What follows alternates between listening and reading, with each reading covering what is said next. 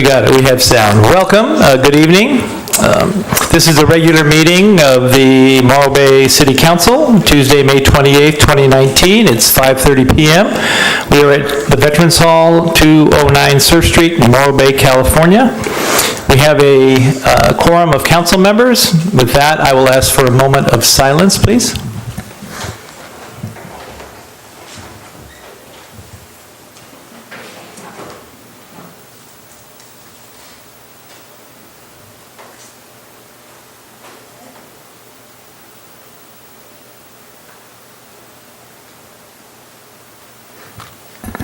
Thank you. Councilmember Heller, if you would lead us in the pledge, I'd appreciate it.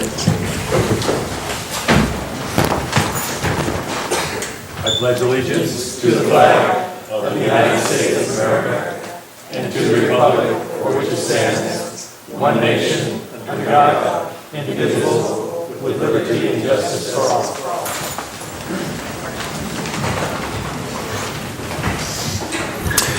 Thank you. City Attorney, do we have any closed session reports to report out tonight? No reportable action, Mayor. Thank you, Chris. Appreciate that. And with that, council member reports. Start to my left. Councilmember Addis. Yeah, June and this May and June, July and August are months to celebrate because it's the 100th anniversary of the 19th Amendment when women got the right to vote. So I see applause back there. On June 4th, the Board of Supervisors are going to honor this with a 12:45 reception in their lobby and then a 1:30 proclamation recognizing all of the women who've been elected to office in San Luis Obispo County.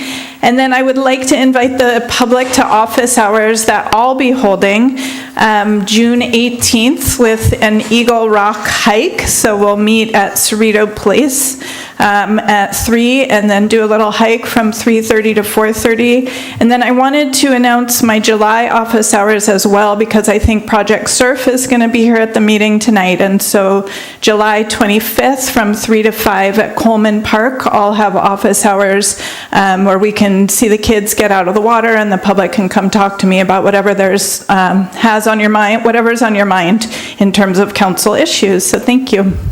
Great, thank you. That was June 4th at 12:30 at the SLO Chambers. So Board of Supervisors is June 4th, 12:45 in the lobby for refreshments and then 1:30 for the proclamation. Thank you. Good, Councilmember Davis. Yes, thank you. I want to acknowledge tonight one of our outstanding student athletes. Morro Bay High School participated in CIF state finals at Clovis this past weekend. And one of our juniors, Joey Riddell, placed 5th in the state in the high jump. He jumped 6 feet 9 inches, and I want to give you an idea of what that is.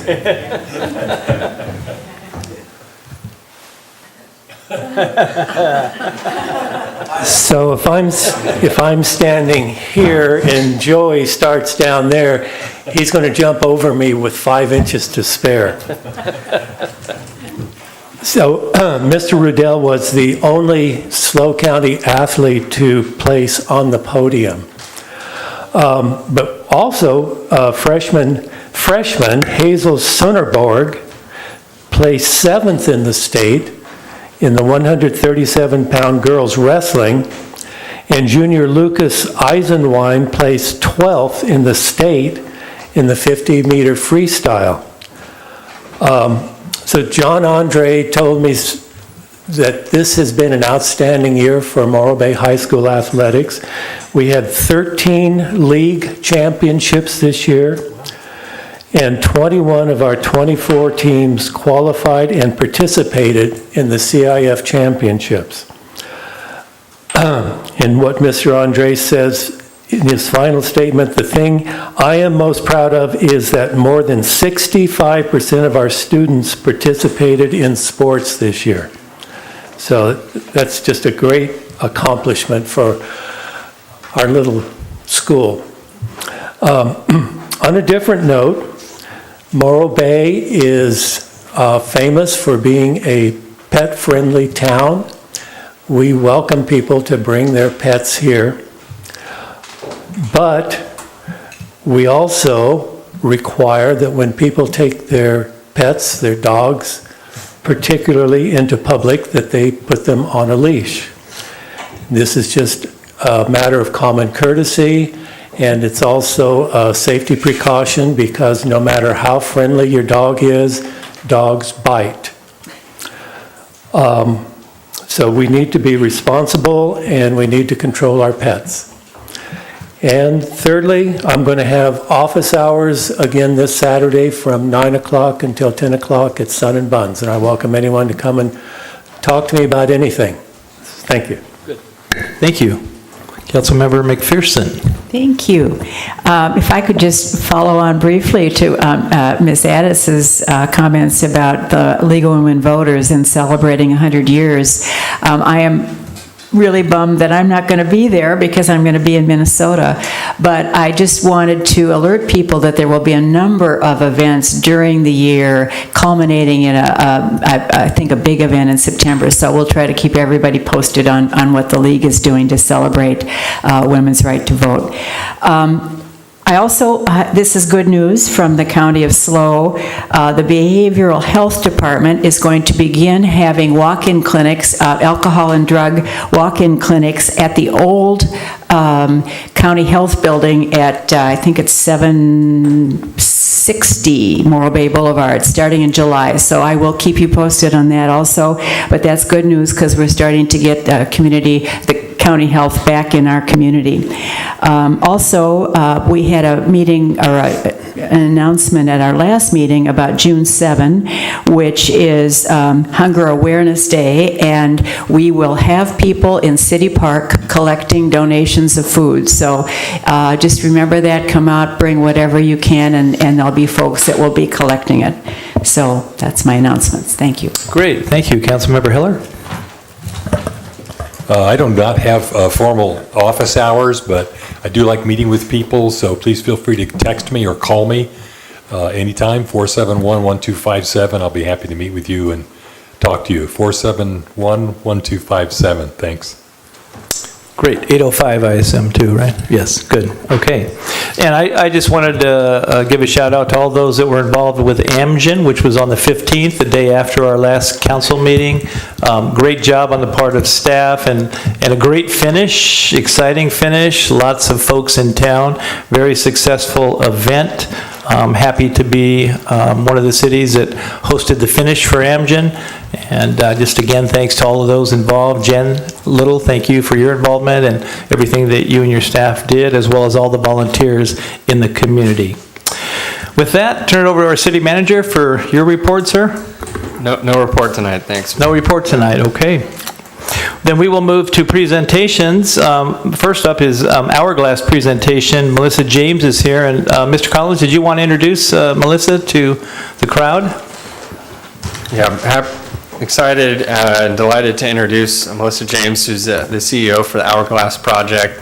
And as opposed to me trying to explain what it is, I'll let her do it. But it's a new private-public venture to explore how we can best utilize all of our resources in the region, and the region includes not only SLO, but those that are neighboring us that are really part of our ecosystem from an economic standpoint.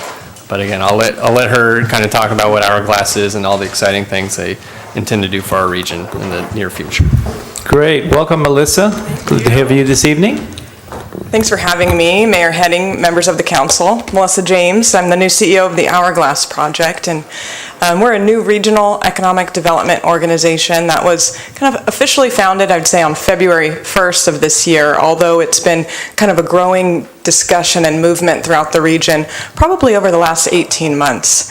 I'll share a little bit with you kind of about where we came from, but at the high level, we're serving the regional economy from Vandenberg to Camp Roberts, which includes 12 cities, 2 counties, and about 500,000 people. And we're looking at creating a future of economic opportunity and prosperity. Some of the kind of foundational layers, I would say, of our approach is that we're looking at creating an entity that is regional, action-oriented, and led by the private sector. So as we, and I'll share a little bit more in just a moment, but as many folks in the region were really coming together after the announcement of the planned closure of Diablo Canyon, it kind of awakened the community to some of the pain points that are lying ahead for us, and also some of the pain points that exist across the region as far as some of the challenges that are shared across cities and communities, and how we might need to foster a new approach to solving challenges and creating an economic future, not only for those residents we have today, but long into the future. And as we kind of looked at our ability to do that on more of a global scale, what we realized was there's a few gaps in our economic development efforts, and that was namely that the private sector is on a regional scale really isn't leading the economic development conversations. And a lot of times, we aren't action-oriented. We can talk about, study, and discuss our challenges, but when it comes to really trying to move towards solutions, we come up short. And then, for the most part, in those 12 cities, 2 counties that I kind of talked about across the Central Coast, we can really work in our silos and be serving our communities really well. But when we start thinking about on the regional scale, there isn't as much collaborative, cross-sector, cross-jurisdictional dialogue, although I think that we've seen some shifts in that recently. So we're looking at, creating an approach that leverages the network across the Central Coast, the coalition of chambers, which has newly been named as that entity of 13 chambers of commerce. We have the EVC and the Economic Alliance down in northern Santa Barbara County, but really wanting to map together the network across the region to be moving towards larger strategic goals to get at some of our challenges. You're not going to be able to read this from where you are, but there's a lot of folks, from the business community, from elected leadership, from government leadership that have kind of come together to really, create this organization. There's folks like Salud Carbajal or Jordan Cunningham at the state and federal levels. And lots of folks from, chambers of commerce and Cal Poly. So it's really been something that has been cross-sector in nature, of folks coming to the table to try to create a shared regional approach to creating an economically vibrant economy. Some of the things, and I kind of shared, a catalyst of the discussion was really the closure announcement of Diablo Canyon. But once you really start peeling that back and you say, okay, yeah, we recognize that there's going to be a big economic hit at the closure of the plant, it's really, a conversation that was long overdue of many other challenges that we face in our region with high home prices and low wages and, looking at a lot of the saturation and low productivity jobs and how automation might impact those types of jobs moving into the future. And as you start to really think about some of the challenges over the next 5, 10, 15, 20 years, it's not hard to imagine a future for the Central Coast region where it becomes an attractive place to visit or to go to school or to retire. But if you need to depend on the economy for a job and family sustaining wages, that's becoming harder and harder for folks. And that is really where we want to be focusing our efforts to ensure that there is a thriving middle class and that our young families are able to afford to live here and raise their families here. So there's many things that we'll be kind of doing in our portfolio of work. We're here to share with you a little bit about something we're doing on our first step out of the gate. But just generally speaking, one of the things that we believe we need to be doing as a region is not only talking to each other, but talking to folks outside of our region.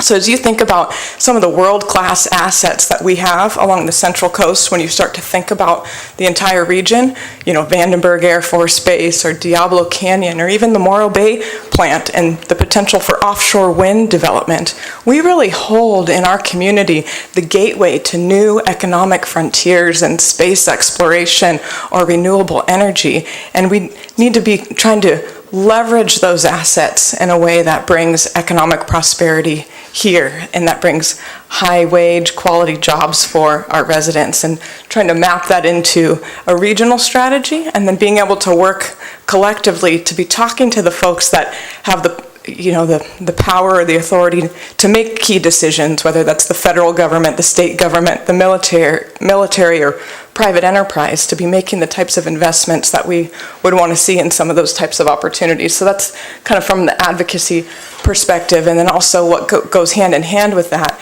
is creating a regional brand for the Central Coast. We have that in our tourism industry, that, life's too beautiful to rush, and we know that this is a wonderful place to come and visit. But I think that there's a story that we can be telling about that it's also a wonderful place to live and work and raise a family. And that's not a message that is shared. And so really being able to bring the region together under a common vision, a common voice, and a common brand. We're going to be, obviously, as you think about the region as we've defined it, we don't have the type of data that we need to sell who we are and what we're doing. We're going to have to be creating that. We're working with Cal Poly, Amazon, and Deloitte, and you'll hear a little bit more about that, to create some of not only just the economic data, but some resources that will help us, whether you're government or the private sector, to make data-driven decisions. So we'll be creating some of those tools that don't exist. And then you heard me say a little bit that we really want to be creating a strong collaborative network across the Central Coast. You see, and I know you here have a wonderful, vibrant chamber of commerce. Many other communities do as well, that you have folks that are working on the local level to support business and support, decision makers in local communities. And we want to be working in a way that's additive to the local communities and the economic development priorities that exist in those types of partnerships, for how we can accelerate and resource and help see ideas, be realized. So that's what we're trying to do in creating of the network. And now I'm going to invite up Andrew Hackelman, VP. That's the two of us at the organization right now, and he's going to share a little bit with you about our jobs plan. Thank you, Melissa. Mr. Mayor, council members, Andrew Hackelman with Hourglass Project. So we're ticking down the clock here, but wanted to share with you that the plan that we're embarking on here with our strategic partner Deloitte is an effort to get at understanding where we could be in the next 20 or 30 years with respect to jobs. So we're going to set a quantitative goal kind of as a North Star to try and understand where we could be with good high-paying jobs for Central Coast residents now and into the future. But how we're going to actually do it, it's not going to be Melissa and I. There's two of us. We're planning to kind of look at the region as it is. It's a network of population centers, and we want to leverage that network for the strengths and capacities that exist.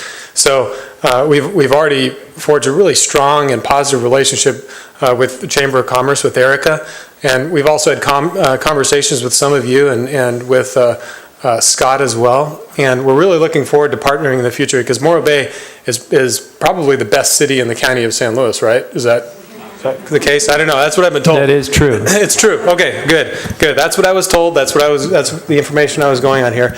But so the plan that we're working on here is going to be inclusive, and it's going to reflect the values and goals and align with the strategies that each community has. So as we're doing our engagements with the community, we're really going to be floating up from the bottom what each community wants to see in itself, its best self as it grows up, within the kind of the quantitative North Star goal that we have with respect to jobs. So it's not about deciding how things ought to be for the region, but about how each community wants to see itself over the next 20 or 30 years. And so what we've done over the past couple of months is just put some strategic thought into what our universe looks like. And we know that in order to create the conditions for good jobs, we need to focus on things that matter to all industries. So infrastructure, that matters to every city. It matters to the unincorporated areas too. Housing, everyone knows that California suffers from a big housing shortage right now. And we're going to focus on those things, and we're calling these lines of effort, where we're integrating these things over time, because you can't just focus on one thing at one moment in time, and we need to do it with a strategic goal in mind. And we're also going to be focusing on business expansion, because most of the jobs that we're going to create are going to be from the businesses that exist here already. So we need to make sure that they're well taken care of, and that the policies that we have help them thrive and grow and create jobs for the residents that we have. And finally, talent development. And you can kind of see how all of this is kind of a virtuous cycle that has to be created, where if you don't have the housing and the jobs, you can't keep the talent, and you need the talent to have the jobs. So all these things do need to be considered simultaneously and over time, so that we're focused on the right things. And so what we're going to be doing is going to be very rapid. We're doing what we're calling a sprint to get to a marathon of implementation. So there's a lot of near-term things that we can be doing and that we will be doing, but that set us on a course over the next 20 or 30 years to point us in the direction that we as a region, each individual community, but as an aggregate, as a whole, that we're pointed in a direction that's going to put us where we would like to be. And so we're doing what we're calling discovery right now, collecting data. We're doing a regional poll of the workforce to find out how people really feel about economic opportunities and prospects for their future. We're also doing stakeholder engagements, which we've briefly touched on. And we're going to be looking at the big assets that Melissa talked about, like Vandenberg Air Force Base, Diablo, and other large opportunities that exist. You know, you can kind of look out the window and there's some big stacks out there that there's potential reuse opportunities and world-class assets that have a lot of potential, and we can kind of see where those might take us over the next decade. And we're going to build in, and this is probably one of the most important parts, is governance for how this plan will be implemented, because it's going to require cooperation. It's voluntary. It's not something that people will be required to do. So it really does need to reflect the values and the goals of each community. And so that governance is going to be something that will involve each community and all the stakeholders to agree to how they would like to go about implementing the steps and measuring progress against the goals that we set. So everything that we're doing, we're going to do only those things that will have the highest impact and those things that we can measure against the strategic goals that we set. So things that really not only feel good, but actually are making a difference. And that will result in what we're calling the roadmap and action plan that we will have set out in that. It'll be a very broad plan, but it will have those key measurable goals and activities that will help advance us to those goals. And finally, it will be an implementation for a long time. So that's the point of all this, is that the plan is not an end unto itself. It is just to get us started doing actual work and doing the things that we know that we need to do to create conditions for good, high-paying jobs for our residents. And that leaves me to this part. So I guess I'm going to talk to this. Okay. So kind of this goes without saying, I think, but what's good for the region is also good for Morro Bay. So investing in infrastructure regionally, investing in housing, all of those things are good for the economy and the workforce and the residents of Morro Bay. And the things that Morro Bay has that other parts of the region don't, those things are also good for the region. So developing assets and investing time and action in the community of Morro Bay in accordance with the values and goals that you all have is something that's going to advance the goals of the region. And leveraging the talent of people on this council, the chamber, and your private sector business owners here is how we're going to take action on the steps that we develop through the strategic process that we just described. And I'd like to turn it over just to close the next 30 seconds to Melissa. I'll just end it there, and I don't know if you have any questions. Sure. Thank you both, Andrew and Melissa. Any questions from council? Yes. I would just like to know when you think you'll have a plan. Early fall, so I think around September. Okay, so fast track. Yes, we're trying to move at that private sector pace. Okay, thanks. Other questions? Yeah, so that means being nimble and quick, right? As opposed to, yeah, we get it. Hey, thank you for your efforts and thank you for the information. We appreciate you being here. Exciting stuff going on. Thanks for meeting with us previously to go over the initiatives in detail, and we look forward to some very positive results in the future. Yeah, thanks so much for having us. All right, thanks. With that, next up is Erica Crawford, our Chamber CEO, for our quarterly Chamber of Commerce presentation. Erica, welcome.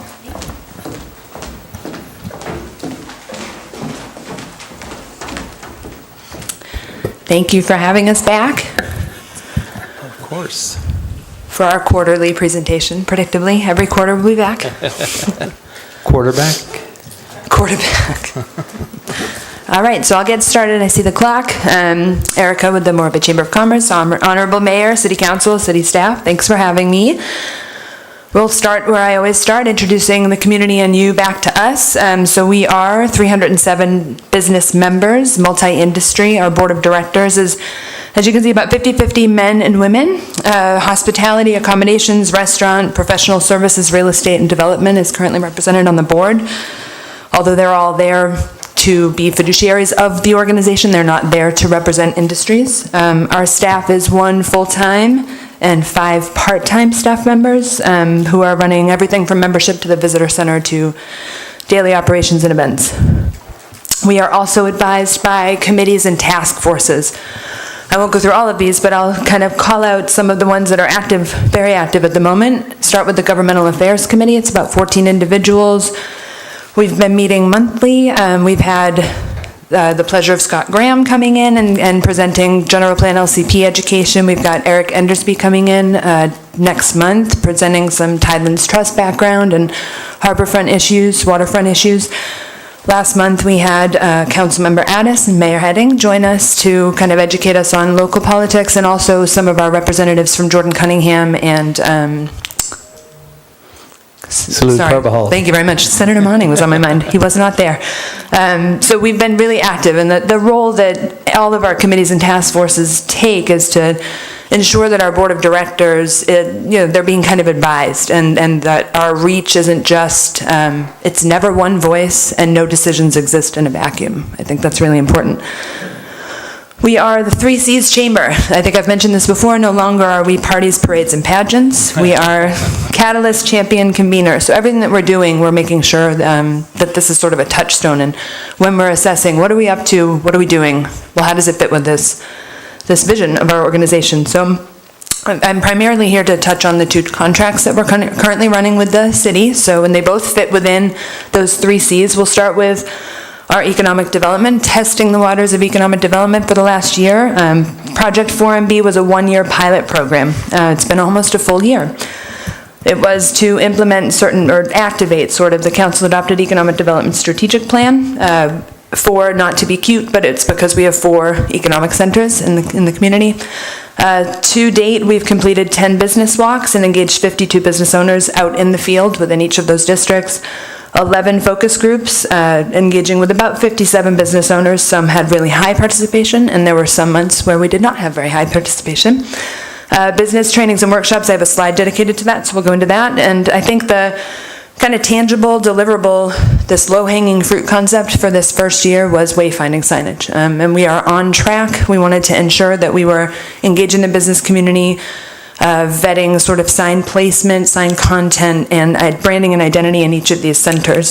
So we've worked with both Scott Graham and Jen Little with tourism to conceive of those, I guess, what should be on the signs, what they should look like, what the logo should be. Our business assistance workshops have covered the gamut, all geared toward sort of adding tools to business owners' toolboxes. It's not just let's get together and have a theoretical conversation. So let's talk about how to do a business plan. What are the best practices for your bookkeeping? The idea is to increase capacity in the private sector and to kind of give businesses, small businesses, the tools that they need to thrive. What did I do?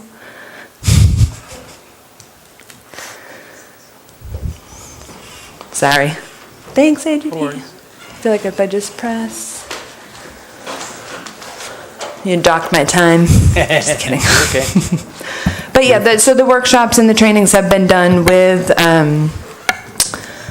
some of our regional SBA-funded partners. And also what was called for in the EDSP that we're implementing or activating was to create this technical advisory collaborative, and our SBA-funded organizations are a part of that. We're almost there. You got it. More. Next one. Perfect. Oh, I got it from here. Thank you.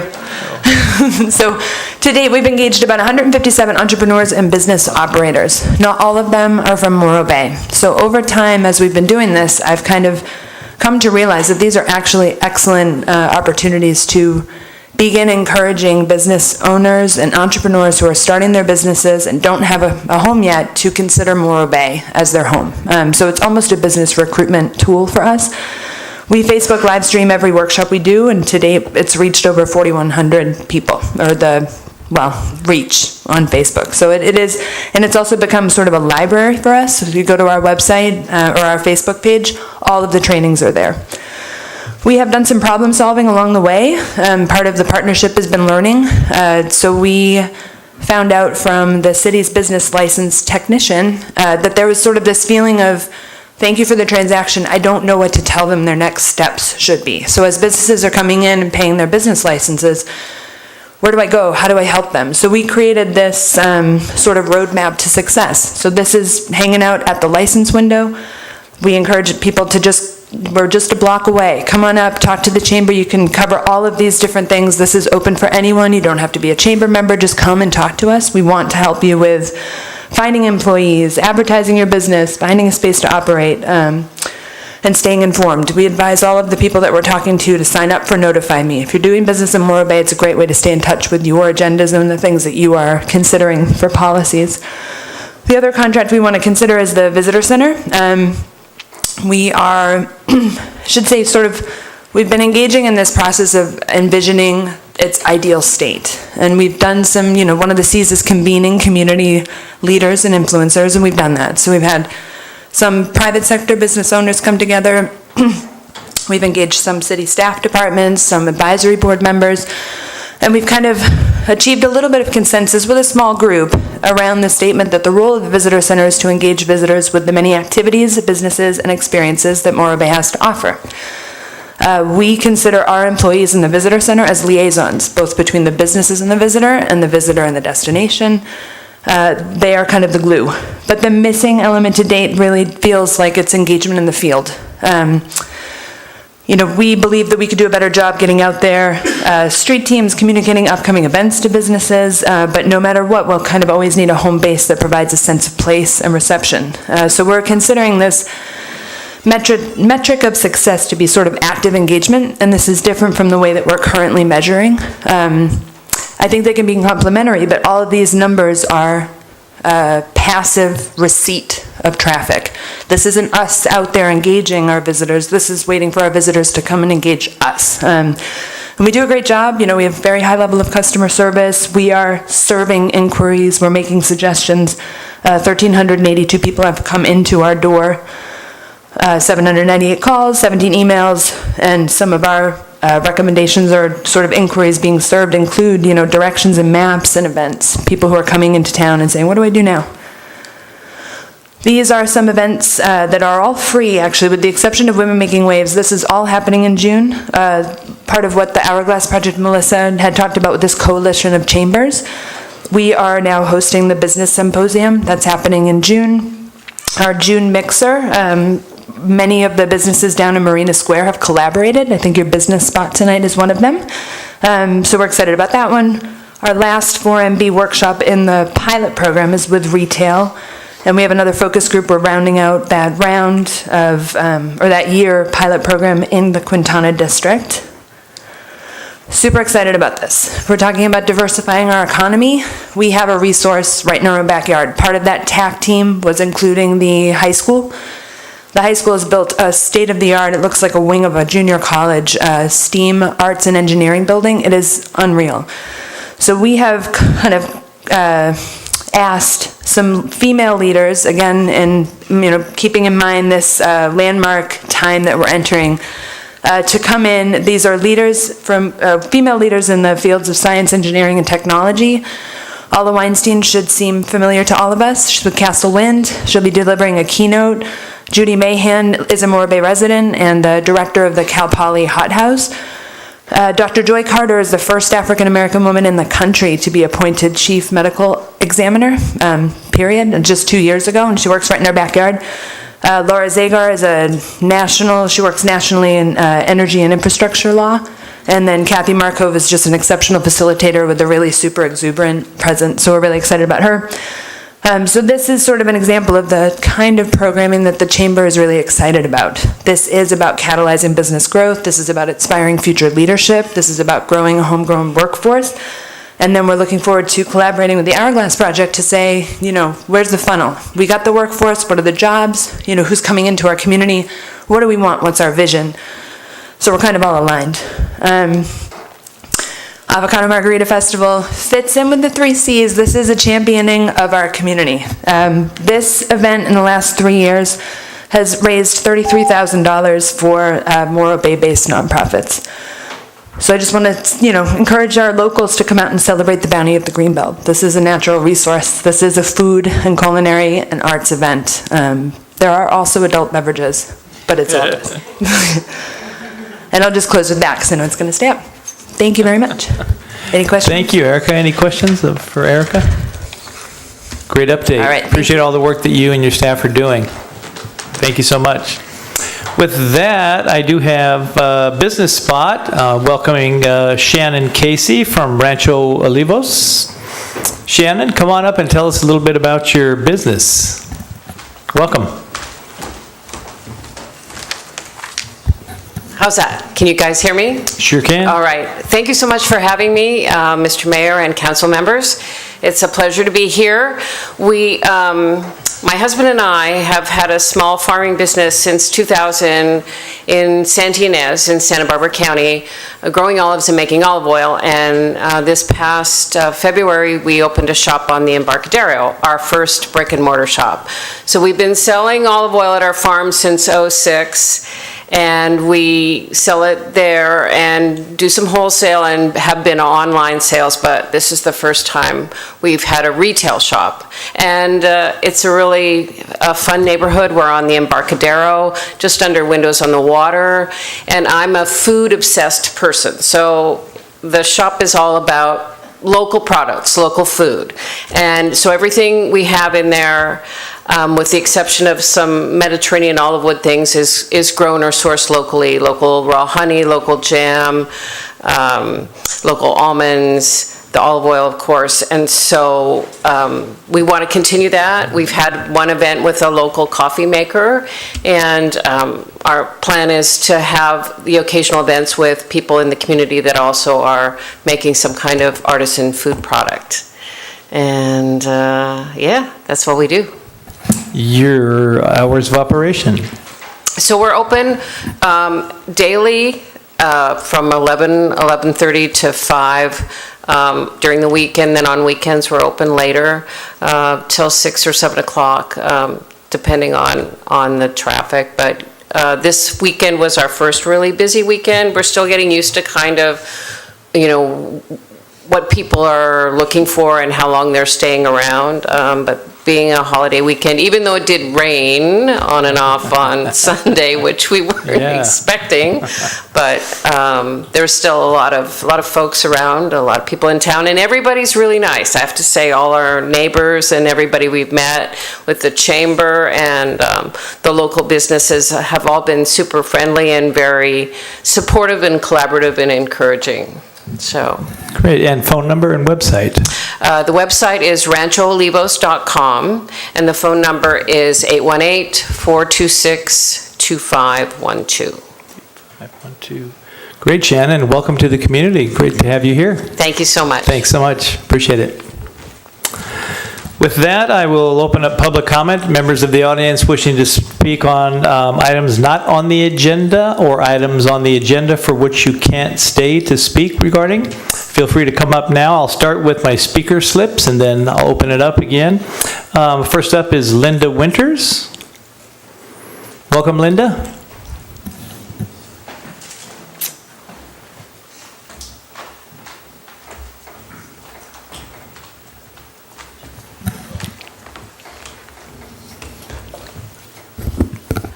For the shorter people.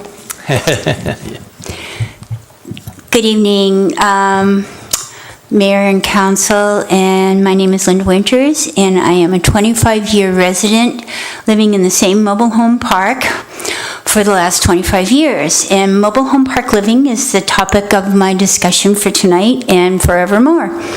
On April 18th, there was a special city council meeting on the goals and objectives. It was the Goals and Objectives Forum, which I couldn't attend, but I understand there were 2 goals mentioned that were pertinent to mobile home park living. Number 1 was affordable housing. In Morro Bay, we already have 485 mobile home spaces in place. We also have 500 RVs that are in permanent positions in our 15 mobile home parks that house approximately 1,000 plus residents that are living, working, and contributing and voting in our community. Morro Bay's rent control ordinance keeps these mobile home families affordable. Just think of what it would cost to build affordable housing for 500 plus families right now. Low income. We still need more housing, but let's keep this segment safe. Number 2 goal was building better communications. And I propose forming an information network amongst the residents of our 15 mobile home parks to educate these residents about their rights in mobile home living. These people, all 1,000 plus, are workers, retired seniors on fixed incomes, low income and hardworking families with kids, contributing to Morro Bay's daily economy, shopping locally, volunteering time and energies, paying into their parks month to month, year after year, 1/10 of our city's population. They deserve representation in the city, don't they? I'm willing to work with representatives from each of these parks so we all have a voice in our local government. These are 2 very important goals we can all accomplish. There is also one more personal goal that I have and I hope to achieve. I intend on attending as many city council meetings as I can in the coming years.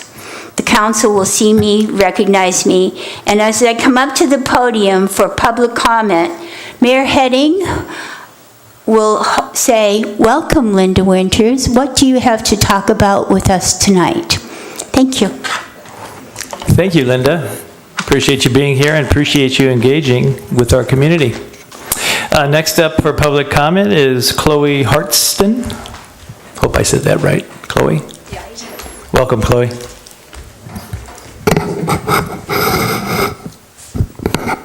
Good evening, Council and Mayor. I am Chloe Hartston, a student at Los Osos Middle School, and in my leadership class, we were assigned a community service project, and mine is about the negative impacts of plastic on our planet. I created Clean the Coast when I became educated and aware of the impact of plastic on our planet. After this, I wanted to make a difference. Negative impacts of plastic on our planet. 8 million metric tons of plastic waste are dumped into the ocean each year. By 2050, there will be more plastic in the ocean than there are fish. Plastic impacts nearly 700 species, including humans. Marine life mistakes plastic as food, which in turn kills them. Some form of plastic is found in about 90% of sea turtles. Plastic never fully degrades and eventually breaks down into microplastics, which are another big problem. And 400,000 plastic straws are used in SLO County every single day. The problem with microplastics. The problem with microplastics is that plastic never fully degrades and only turns into smaller pieces. Eventually, small organisms such as zooplankton end up eating them and die. Zooplankton are an essential part of the marine life food chain, and if too many zooplankton die out, it will be detrimental. Plastic is destructive and harmful to our planet and the beings that live on it. Beach cleanup. My first call to action was to do a beach cleanup. Beach cleanups are a simple yet productive thing to do for our Earth. Beach cleanups prevent unwanted plastic and waste from entering the ocean and helps keep our beaches clean. I took a group of people with me to Morro Bay, and we worked our way down the coastline while gathering a variety of plastic. What can we do to help? Buy a reusable water bottle, such as a Hydro Flask. Switch to paper bags instead of plastic at the grocery store. Buy reusable straws instead of single-use plastic straws, such as metal or glass. Reduce your purchases of prepackaged food if possible. Stop using Ziploc baggies and buy reusable Tupperware, such as glass. Are we currently doing anything to help plastic pollution? Certain organizations are currently working on biodegradable plastics made out of a plant called hemp. Traditional plastic is derived from cellulose and petroleum, while the new version would be derived straight from the plant source hemp. This type of plastic will break down and go straight back into the earth, causing a lot less waste. We could make small, doable changes in our community that would make a difference in the quality of our planet and oceans. Let's make a difference. Thank you. And that concludes my presentation. Chloe, you are a great example of a great leader in your school. We love it when young people come out and engage in government. People are shaking their hands in the back for you right now. That's the way we clap here. And I just want to say thank you for coming out and educating us on this very important issue. And tell your teachers you deserve extra credit for this. Hopefully they can watch it on TV. Thanks for being here. Thank you. Okay. Next up is Mimi Goldberg. Mimi? Welcome, Mimi.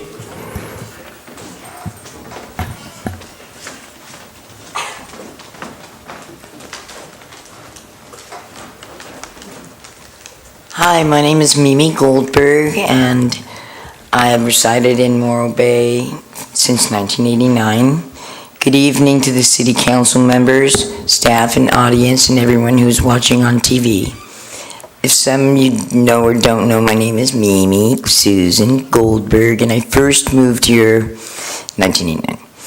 After graduating from California Conservation Corps, most outstanding, I was sent to the Sequoia Center and worked on the emergency earthquake in Hollister. I built gabions on the California Aqueduct in Coalinga, and after completing the Corps, I moved to Morro Bay. I studied biology with an emphasis on native plants and animals. I had a 3.12 GPA, and my mentor is Ron Rupert. He's head of the bio department at Cuesta. 2 more classes and I'll have my certificate of proficiency in environmental biology. I just wanted to speak about the bocce ball courts and ask some questions, like, is the greenhouse going to be open to the public? And is it going to be 24 hours a day? The house adjacent on Dune Street, is there going to be something so the balls don't hit their fence? And I also just wanted to bring up, please, we need trash cans down at the Rock. And I want to say thank you very much. I don't think we want bocce ball. Thank you. And you paved Paradise and put up a parking lot. Thank you, Mimi. Appreciate you being here. Public comment is open for items either on the agenda that you can't stay for, or items not on the agenda you'd like to speak about. Looking around, waiting, seeing no further comments, I will close public comment and ask that possibly we just address the question with regard to any of the bocce ball issues. Mr. Leivik, anything to say on the development of that? More information to come? Probably more information to come. We're working with Morro Bay Seniors Incorporated, and perhaps Mr. Carmichael might have some details on the operational effects. The house on Dune Street is actually property owned by the city and currently unoccupied, and that fence is the city's fence. Okay. Kirk? Yeah, Kirk Carmichael, Recreation Manager. At this time, we're in formative discussions regarding hours of operation with the greenhouse, but pretty much that's a Morro Bay in Bloom structure that we're allowing placement there to where they can go ahead and I'll use the term propagate. I hope I got that right. It's been a long time since I've been in biology, Mimi. Propagate the plants there and then place them around the city to help beautify the town. So no, the plan is not to have that open to the public. And then other questions, what else did she have, Mr. Mayor? I'm sorry, there was Just a general information on where we are, about it being open to the public, protection issues with regard to, and I think Mr. Levick addressed that. Yeah, the protection as far as balls being thrown, it's a roll the ball on the ground. It's not like play catch, so there shouldn't be a problem with them going over the fence or anything like that. Okay, great. Thank you, sir. Appreciate that. With that, I'll bring it back and move to item A on the agenda, the consent agenda. Anybody wishing to speak from the public on consent items, please come forward now. I'll open it up for public comment. Looking around. Seeing no members, I will close public comment, bring it back. Either look for a motion for approval and/or any items to pull from council. I'd like to pull item A4. A4, got it? I would also pull A4, so. A4 times 2. Any others? Entertain a motion to approve all items on consent besides A4.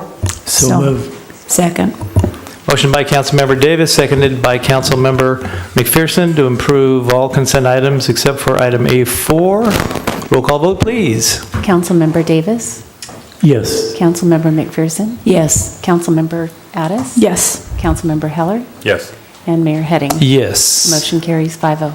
And item A4, Councilmember Hiller, and then Councilmember McPherson. A4, I'm sorry I missed the last meeting where this was discussed in greater detail, but obviously the sewer project is a huge deal in this town. I think there's probably not a more important report that the elected officials sitting here and future elected officials will review than the monthly WRF project report that we'll be looking at every month. It's a report that, in my mind, the elected officials will be making key decisions based upon the report, and the public will want to understand the report as well. In looking through the draft report here, I don't think it's ready to be received, frankly. I'm curious about the interaction between the Citizens Finance Advisory Committee and staff with respect to their comments. It says here in this staff report that it was presented and reviewed by the Citizens Finance Advisory Committee. I've had multiple phone calls from well-respected members of that committee who are not happy with this report. So I'm wondering if someone on staff can comment about how those CFAC comments were written down and answered by staff and consultants to come up with this report. Okay. And one more thing. It says here, suggestions that improve reporting without creating an undue burden on staff will be incorporated into future reports. Someone needs to explain to me what that means. This is a $126 million project. A very solid Citizens Finance Advisory Committee members are not happy with the report. And it seems to read like we're not making any changes because it's too much of a burden on us to do so. This is completely unacceptable to me. I have a lot of comments here. I'm not going to take a lot of time tonight with the details of it, but I find the report completely unacceptable.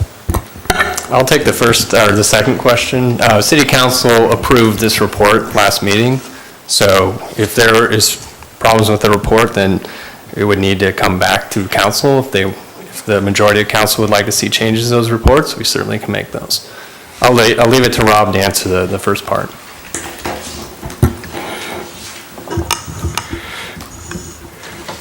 This report was presented at the CFAC meeting, and it's based on, as Mr. Collins just stated, recommendations from council for its format. This is the shorter version of the report, and every quarter a longer version of the report will be published. CFAC members did request 2 additional tables between the time of their review and publication in the council agenda. There really was enough time to put those tables in. Plus, council did make a decision on what the report format would be. And as we stated at the CFAC meeting, we would need the direction from council to make any of the significant changes that were requested.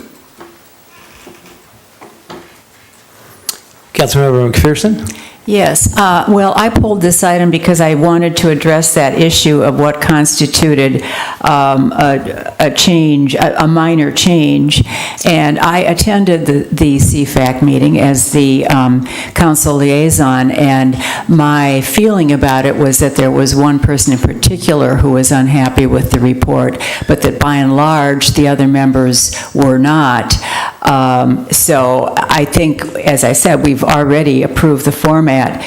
One suggestion was to add 2 additional tables, and I wanted to confer with our program manager and make sure that that would not present an undue burden, which it would not, because it is something that they already are gathering. So adding the 2 tables would not be an undue burden. The other suggestion that was made, which I thought was a good one, was that we actually truncated the 2 charts so that we showed on the timeline really from the beginning of this current project, which was in September 2017, when the council actually approved both the site for the project, the recycling component, and the advanced treatment. And just truncate that timeline so that we could see how much money was spent before that, which is a small amount, and what it was spent for, but that moving forward, this is the project we're looking at and we're keeping track of with the schedule. And again, I was told that that would not be a serious change to the report. So I'm ready to move that we receive this report as is.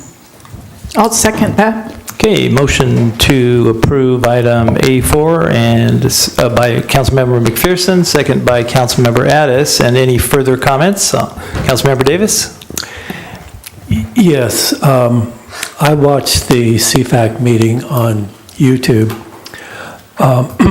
and I guess I would like to know, what is the purpose of CFAC's review of this document? I did not get a good picture from the CFAC members as to what they were looking for or what kind of recommendation they wanted to make to council.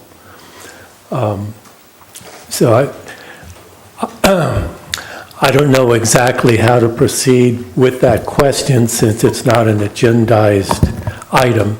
I just would like to raise that question.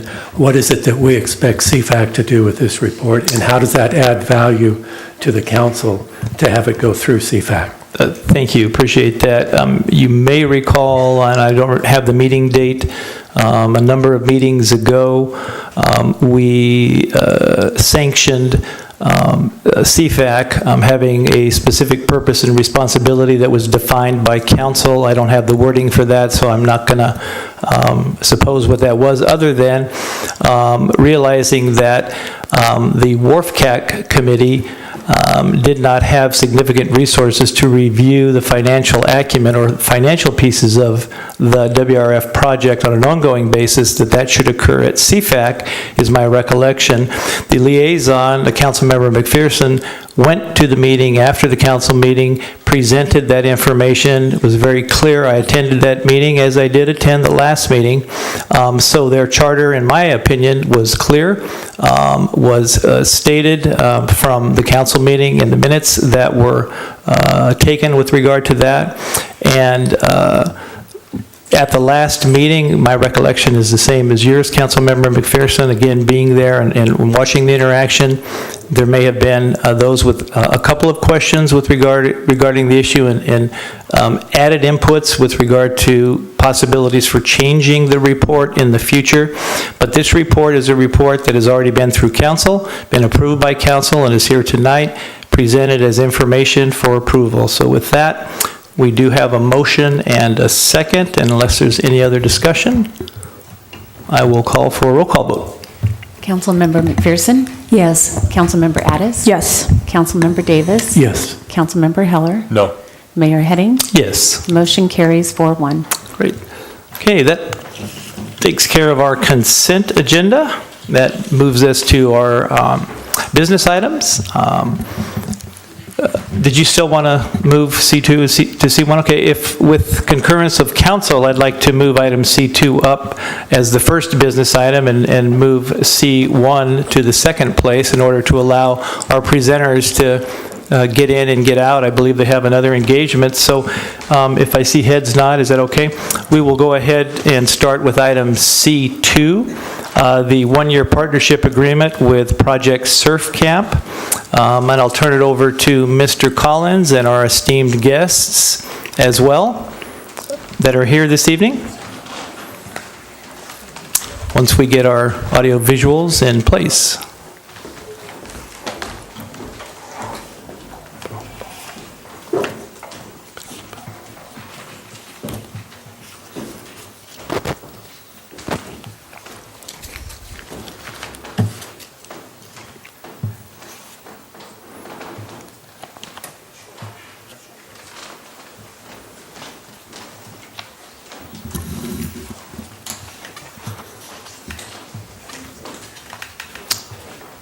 Mr. Collins, you want to introduce? Yeah, sorry, getting this all set up. Thank you. Thank you, Mayor, council members. Presenting item C2, which is the partnership agreement with Project Surf Camp. The recommendation is to authorize the city manager to execute a one-year partnership agreement with Project Surf Camp in a form approved by the city attorney. Just for background purposes, Project Surf Camp has been operating under a two-year partnership agreement with the city, expiring on June 30th, 2019. They're seeking an extension. The partnership agreement provides for a fee waiver and other city support for Project Surf Camp. Prior to the agreement being in place, the city provided fee waiver and other support on an informal basis beginning in 2012. The fee waiver is worth approximately $13,500 in value. The fees are storage facilities being placed on city right-of-way, and then park usage fees being waived. The partnership agreement policy was created and adopted by council in 2016 and currently applies to, I believe, just 2 or 3 entities at this time. By way of background, Project Surf Camp provides a unique service to special needs individuals in a very inclusive environment. They do have a small paid staff size and then largely volunteer supported. Currently their cost structure is $70 per camper per day, and that covers about 25% of their expenses. The rest are made up through donations and in-kind services. We do have 2 representatives from Project Surf Camp here who will present on their mission as part of a separate part of this PowerPoint. But generally the discussion, City Council will be reviewing the partnership agreement policy in general, which was originated in 2016 as part of the comprehensive fee update this year. Revisions to that policy and potentially new related policies will be put in place, we anticipate, later this year. So with that in mind, in order to maintain consistency and fairness moving forward, we recommend a one-year agreement with Project Surf Camp. The new year one agreement would mirror the benefits they currently receive through the 2-year agreement. So with that, I will turn it over to, is it John? John, you can speak. John Taylor, who helps run Project Surf Camp, along with some of you might recognize Matt Makowetsky, and we'll let you take it from here. Welcome, John. Thank you, Mayor, City Council, City staff. These presentations are getting easier. As I come up here, I see a lot of staff, a lot of people that have supported in a number of different, in wetsuits, hanging out, coming out and being with the campers, helping raise money, helping with cooking hot dogs, just a number of things that really show that how much Project Surf Camp is community.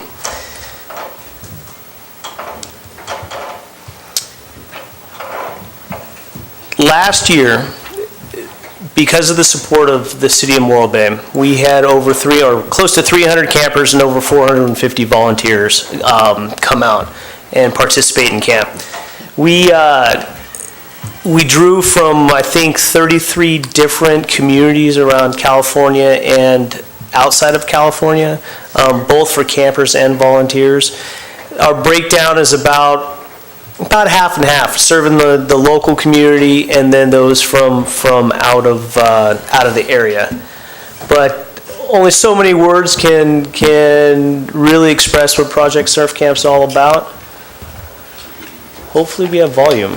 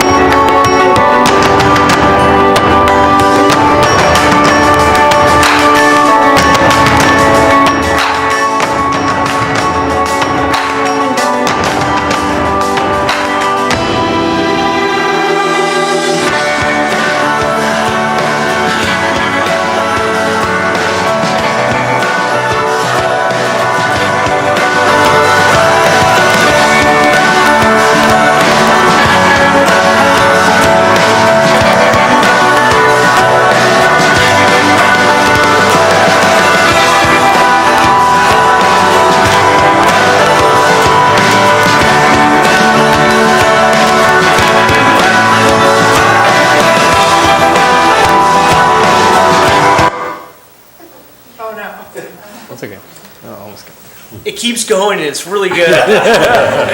We know.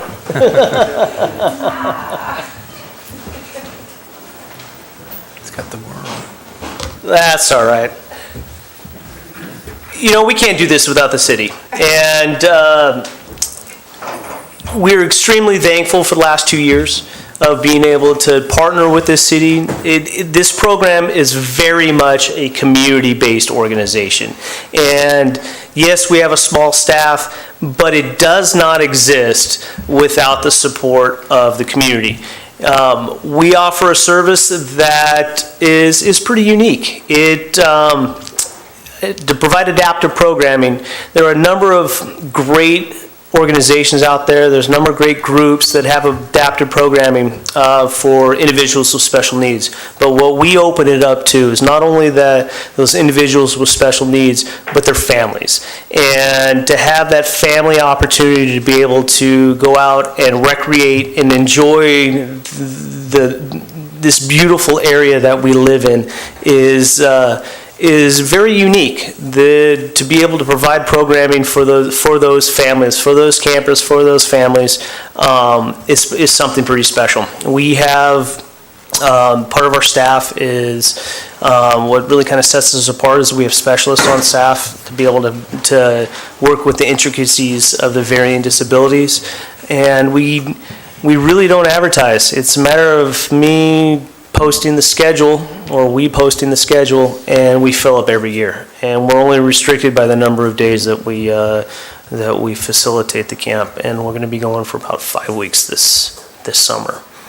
So as you guys discuss the agreement, we are very thankful for what we've had in the past. Hopefully our partnership will continue for years to come.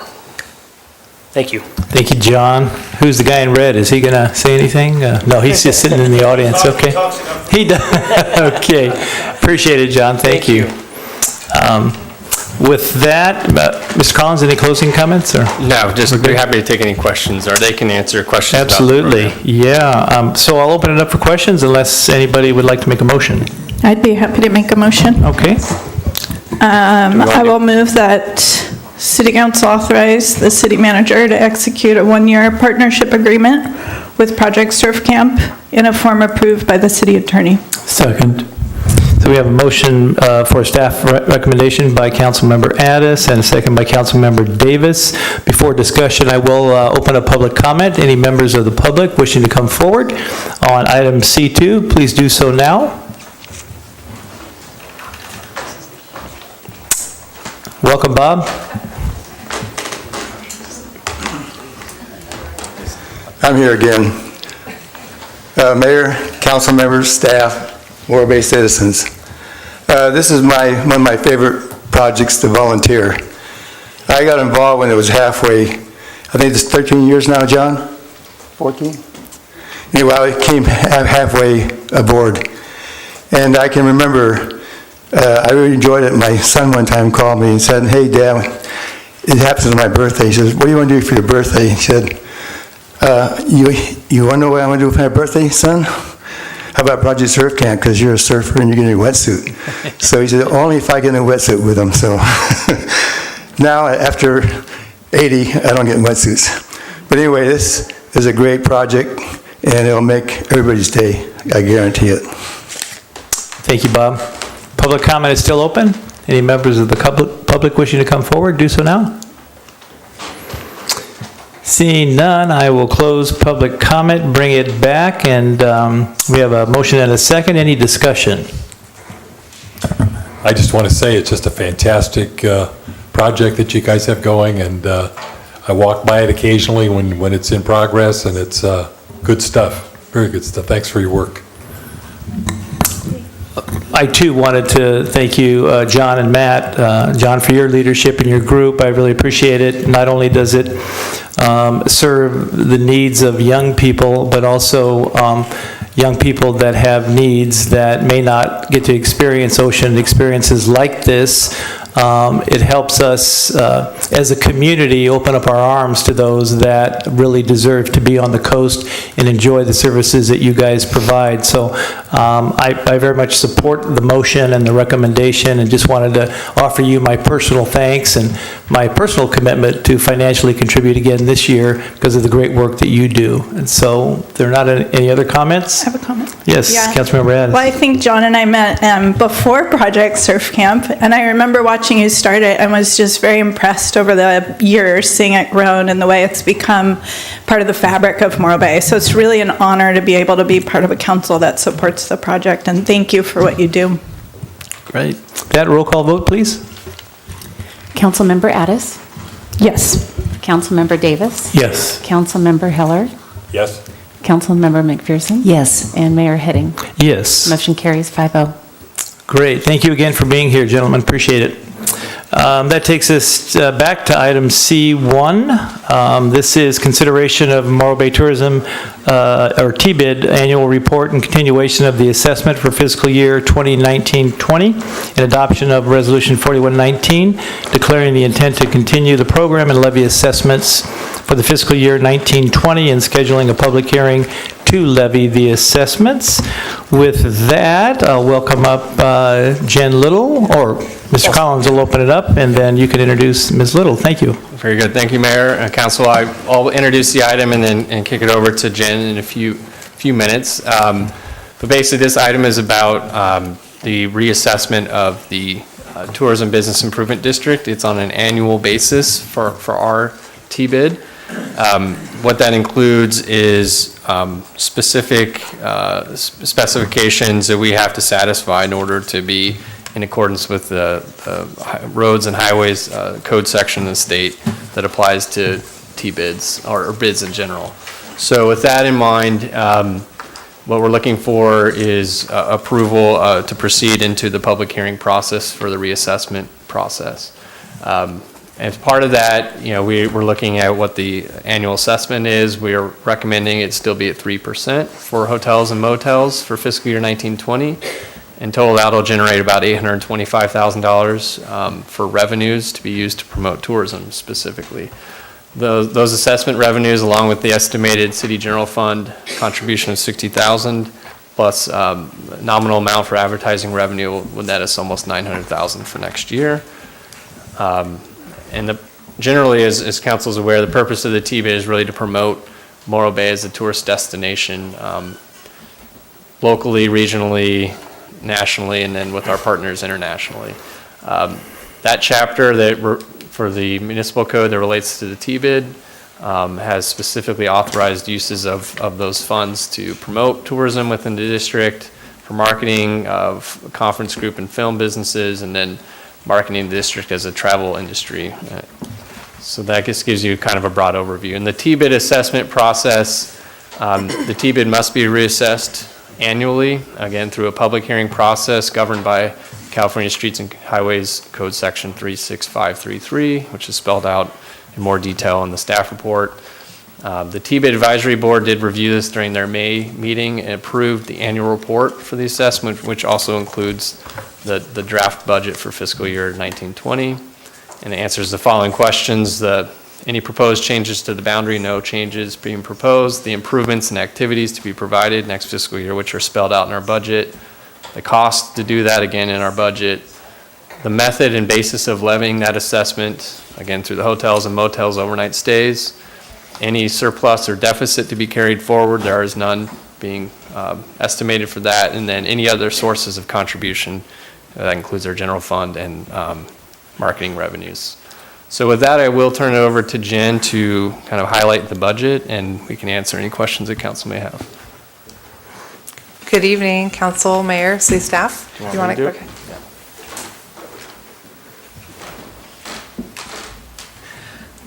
So this is, you saw the budget before, and we've refined it with the new update of the general fund allocation of $60,000. And what we've changed in this is moving those general funds into the digital media versus having it in the grant section. And the reason for that was to really look at the idea of using the general fund dollars for broad thought on the destination, not just targeting one-day events. So I think it's better use of the city dollars instead of just targeting specific events.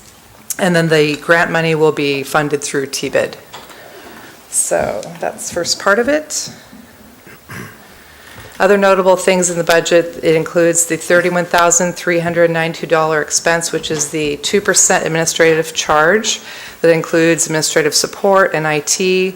The city does not charge for the direct overhead support of the city manager, finance staff, human resources, or other general event support like we saw at Amgen. The 2% administrative charge is based on an assessment received that helps offset the support. Some of the other notable items are there is the 2% COLA that was previously negotiated. Currently, the staffing in the tourism office is 1 full-time staff, that's me, and 2 part-time staff members. And for 1920, we are assuming the same staffing levels. The total for that category is $219,000. The only change that would happen in that is if we brought in VRs and we looked at a budget change, we would come back and look at changing how the staffing looks on that as well.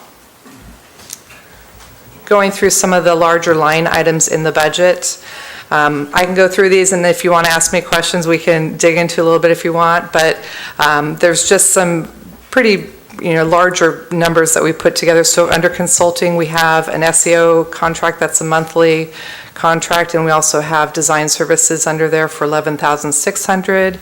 We have our general contract services, which is all of the mental marketing contract for their planning, management, creative, public relation, and their placement fee that we negotiated down to 12% in our new contract. We have promotional advertising, which is the printing of the visitor guide. We have assumed $12,000 for that, but we're hoping it'll come in lower. Print ads, we have funded for 1 print ad. We usually don't do any print advertising. This would be strictly to support bringing in group sports-centric activities. So we're looking at events that don't use arenas, that don't use facilities, that use the bay and use the beach, and things that are more geared towards where our strategic plan is really keeping us focused. Community event support, we're putting $50,000 of TBID dollars into that category. The promotional medium line item is our passports that we do. It also has 2 calendars that we support. One is the Cal Poly incoming freshman's calendar that sits in their dorm rooms, and the other one is a exclusive, the Morro Bay calendar that's going to be sold to all retailers that would like to carry it this year, which is kind of an exciting thing, and it'll list all of our events and activities for the year.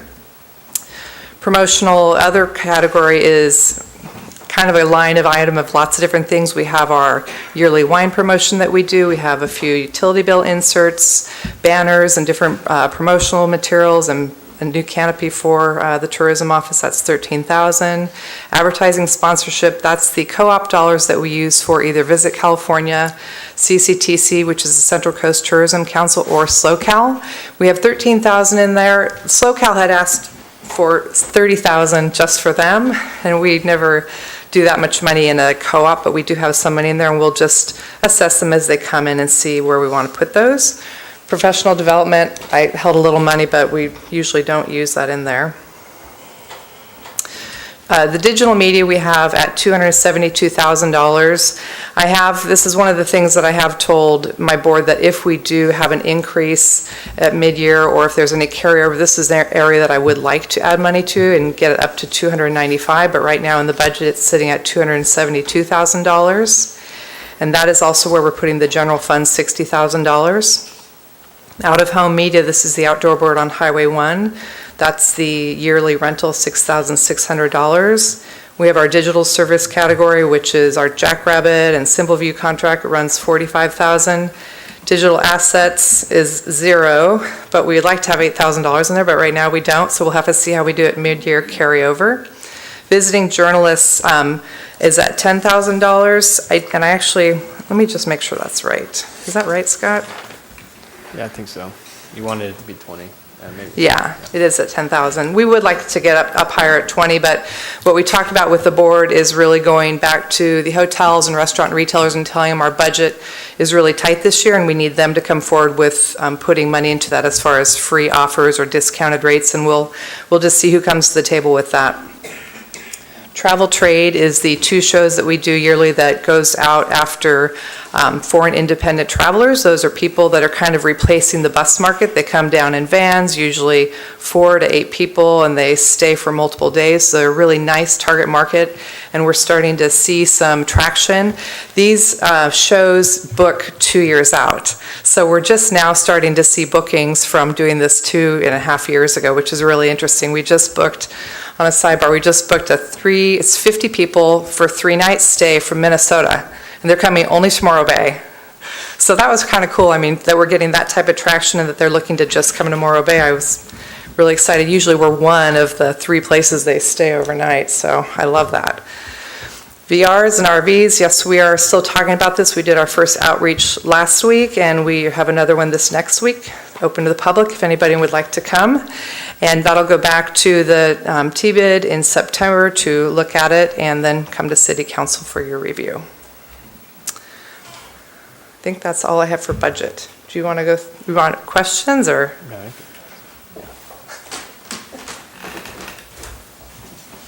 Okay. Thank you, Jen. Yeah.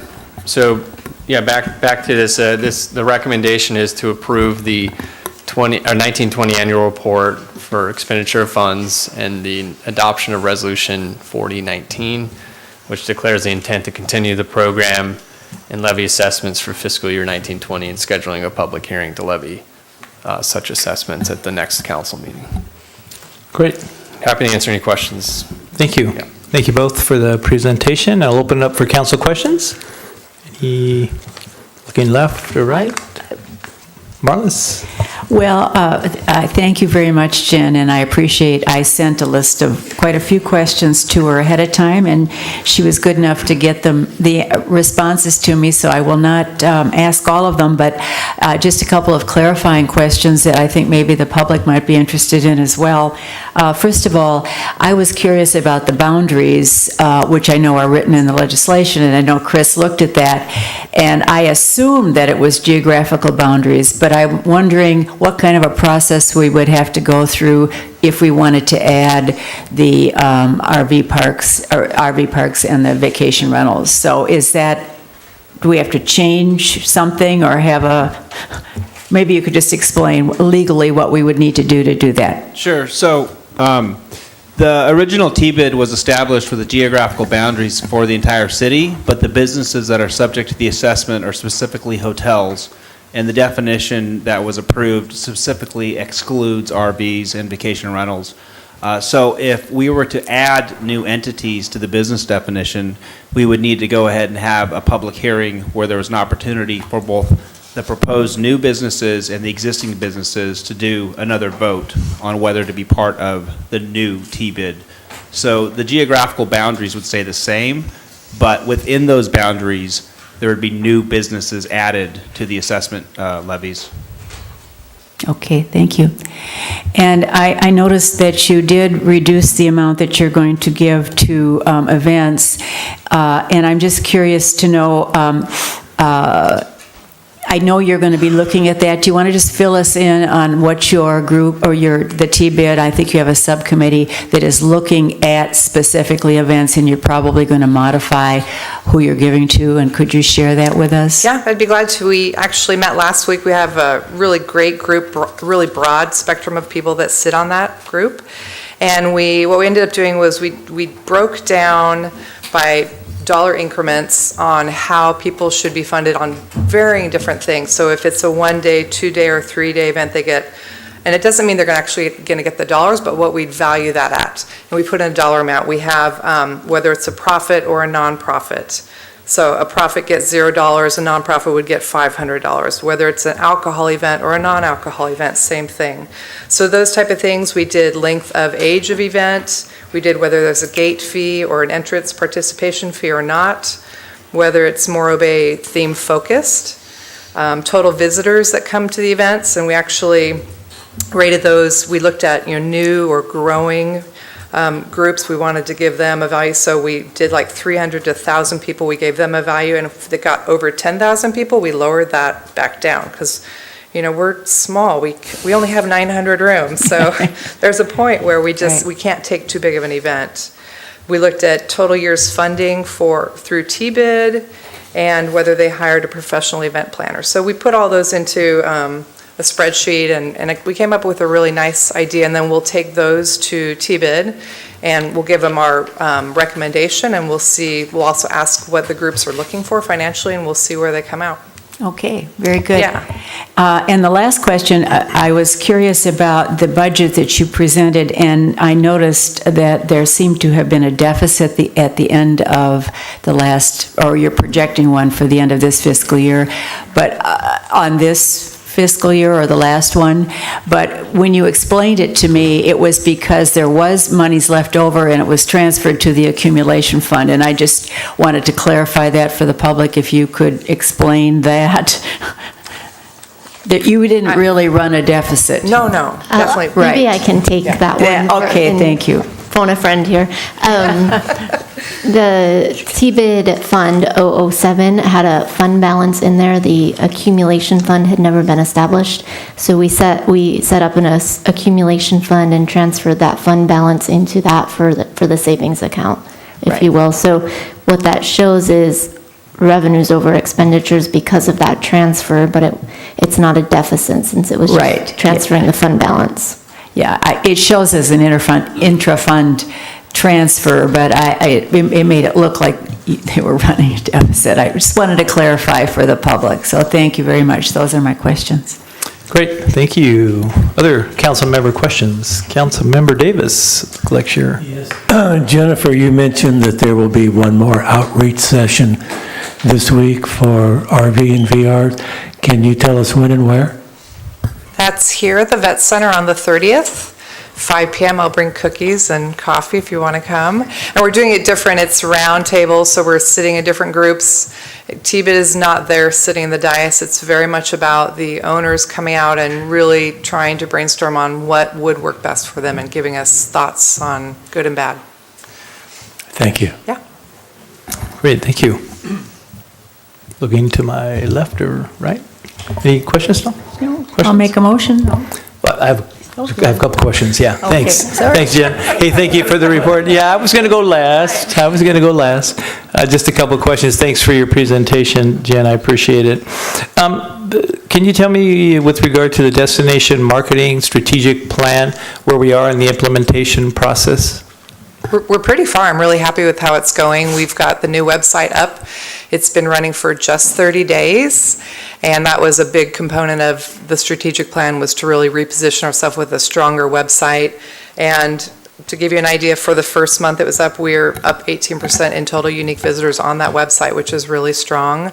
We've got a lot of little 15-second videos that we've created that are running on social media. Those are getting really good reach. Those are all about outdoor activity and the National Estuary. They're absolutely beautiful. If you haven't seen them, check them out, or I can send you links to them. And it's going really well. I'm very happy with it. Yeah. Okay. And the other question I had is just looking at average daily rates for Morro Bay versus other communities. This is SoCal data. Yeah. And I know you know what I'm going to say, but, Morro Bay is at 122, Paso's at 137, and of course, Pismo's at 177. Does the T-bid have a specific strategy that they're thinking about to address the issue of bringing the ADR up? Because if they do, it would be in conflict with the destination marketing plan, which really suggested that we should be the low-cost leader and try to market as a low-cost leader. So I'm wondering, those seem to be diametrically opposed to where the T-bid board is landing, and what your thoughts are on that. So the idea of being the low-cost leader doesn't mean we have to be cheap and, low level. It just means when you're looking at a waterfront hotel, we are the lowest in a waterfront hotel or waterfront town. So it doesn't mean that it has to be super low. So keep that in mind. I mean, everybody has a budget. Ours are obviously going to be lower than a Pismo Beach that has, brand new 100-room on the water hotels. What we're doing is we've been really going after the idea of boutique waterfront, and we really can own that thought now. Pismo has gotten very, very large. Even Avila Beach they've got some very large hotels there as well, where all of our waterfront properties are under 10 rooms. And they're beautiful quality rooms. And so going after that idea that this is the place you go on the Central Coast for boutique hotel rooms to get away from the crowds and the chaos, it's Morro Bay. And that fits really well with who we are.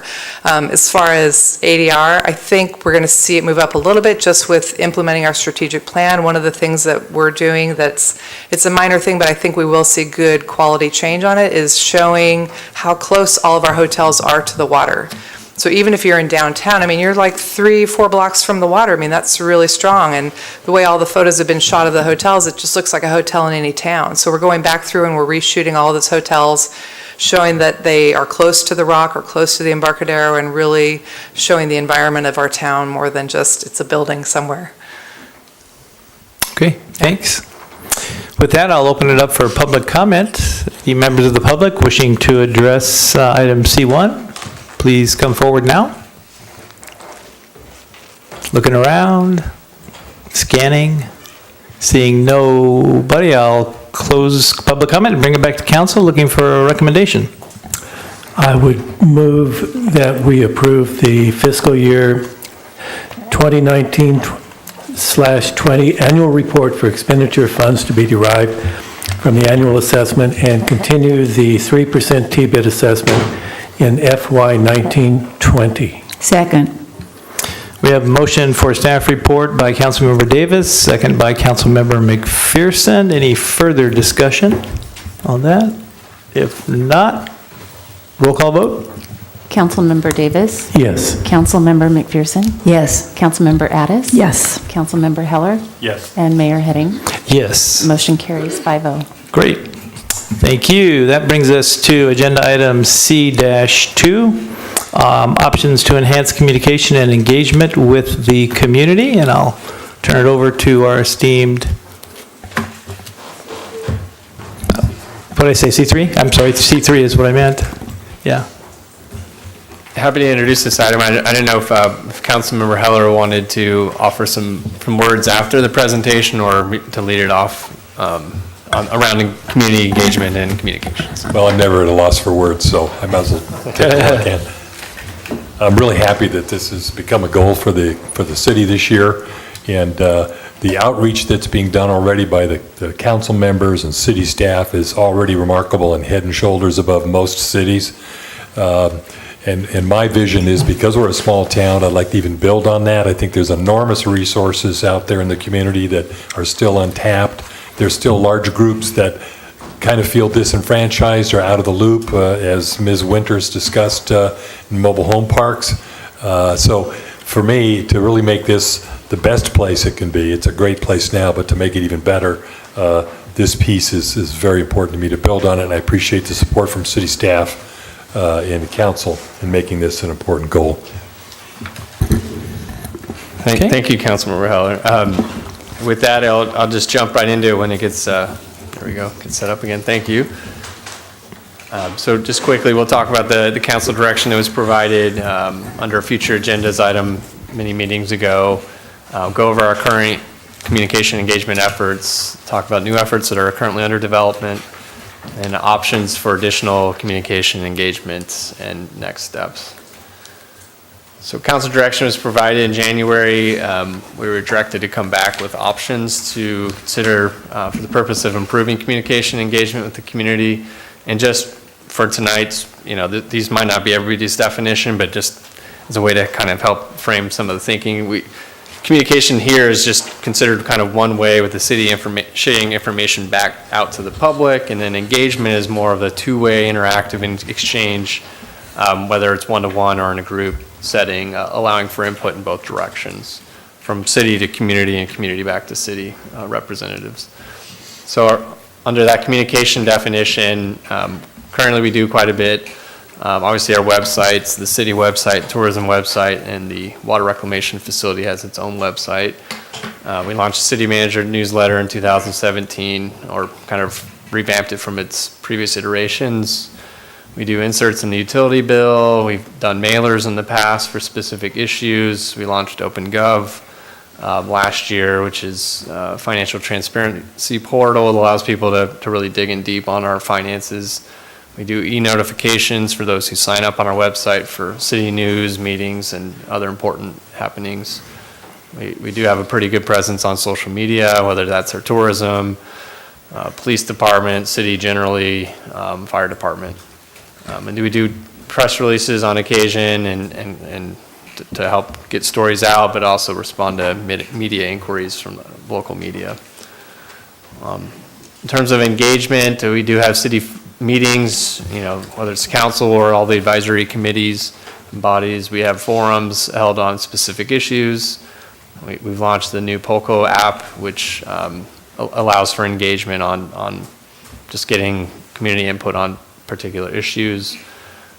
We do emails back and forth with community members, host individual and group meetings, phone calls with community members, definitely an engaging effort there.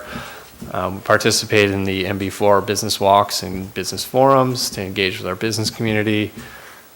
Certain council members hold office hours, and staff has held office hours in the past on particular issues. And I threw this one in here, I hadn't thought about it, but we do have the Community Emergency Response Team, which is known as CERT, which helps prepare volunteers to help us if and when an emergency hits our community. And that's a really good engagement effort because those folks have networks out in the community to explain what's going on in the city. And there's some new efforts that are in development. Some will be launching here pretty soon. The police chief is putting together a police academy. We'll be launching the Chiefs Advisory Committee soon. Just went through interviews last week, and later this year we'll be rolling out a neighborhood cop program which really tries to get our police officers out into the neighborhoods to get to know our community members and sort of be in charge of districts, if you will. Instead of having specialized services, you really have a person you get to know, who you go to when there's issues or nagging nuisance issues or whatever the case may be that aren't going away, and really problem solving together.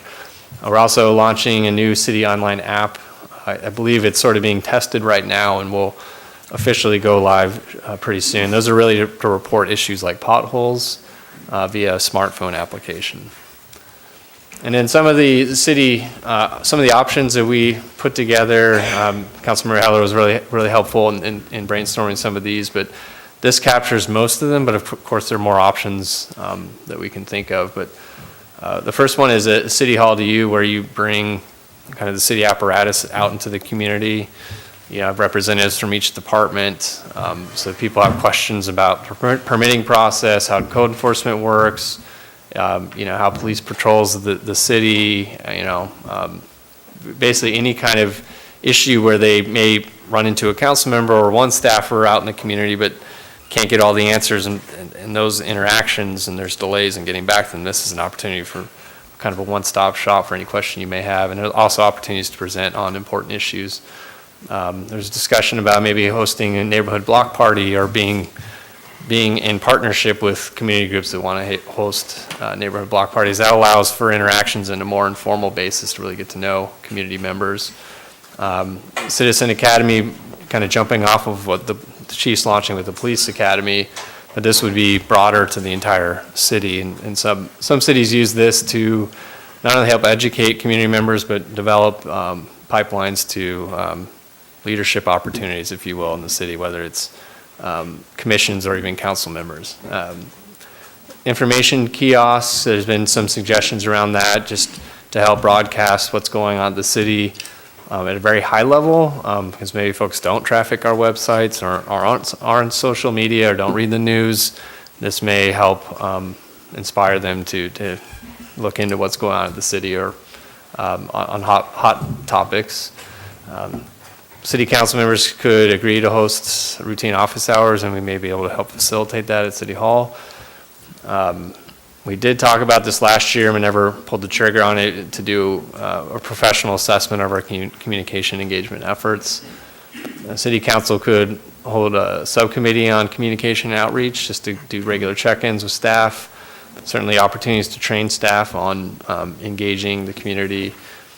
We could have more ad hoc committees. We have run a few of those, like the Blue Ribbon Committee or the current Harbor Lease Management Policy Ad Hoc Group, and could revise the city manager to provide, city manager updates the city council to have more routinized FAQs or whatever the case may be, that becomes part of the regular council meetings. So those are just some of the ideas to kick around. I took a swing at kind of these major options and understanding what I perceived to be what the level of effort would be to make those occur, and maybe some of the costs that go along with those.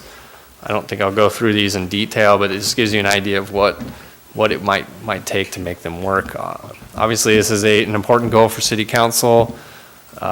It's kind of tied for second place with all the other goals right behind fiscal and economic sustainability, so we're very sensitive to that, but we do want to recognize that we do a lot of this already, as Councilmember Heller mentioned, and anything added on will be a burden. But we're definitely open to considering the ones that City Council wants us to focus on, and we can develop those a little bit more and bring them back if that's the desire of council. Certainly can look at a few of these and just want to be cognizant of impacts on staff and costs. So with that, I will turn it over to council if you have any questions of staff. Thank you. Thank you, Scott. Thank you, Jeff, for agendizing this and bringing it forward. I'll open it up to questions for council members that may have questions with regard to this. Looking left. Yes, Dawn, go ahead and start. How would the office hours be different from what you do now? Like, people can already make an appointment with you? Yeah, I was thinking if council members wanted to utilize the City Hall, we could create like a schedule for us yes. to have office hours at City Hall. Okay, I mean, of thank course, you. staff, we're always available. I know, and council members are always available, but this, just as a way to sort of formalize that, it's just, again, a brainstorming thing. But we offer ourselves up at any time, of course, when our schedules allow.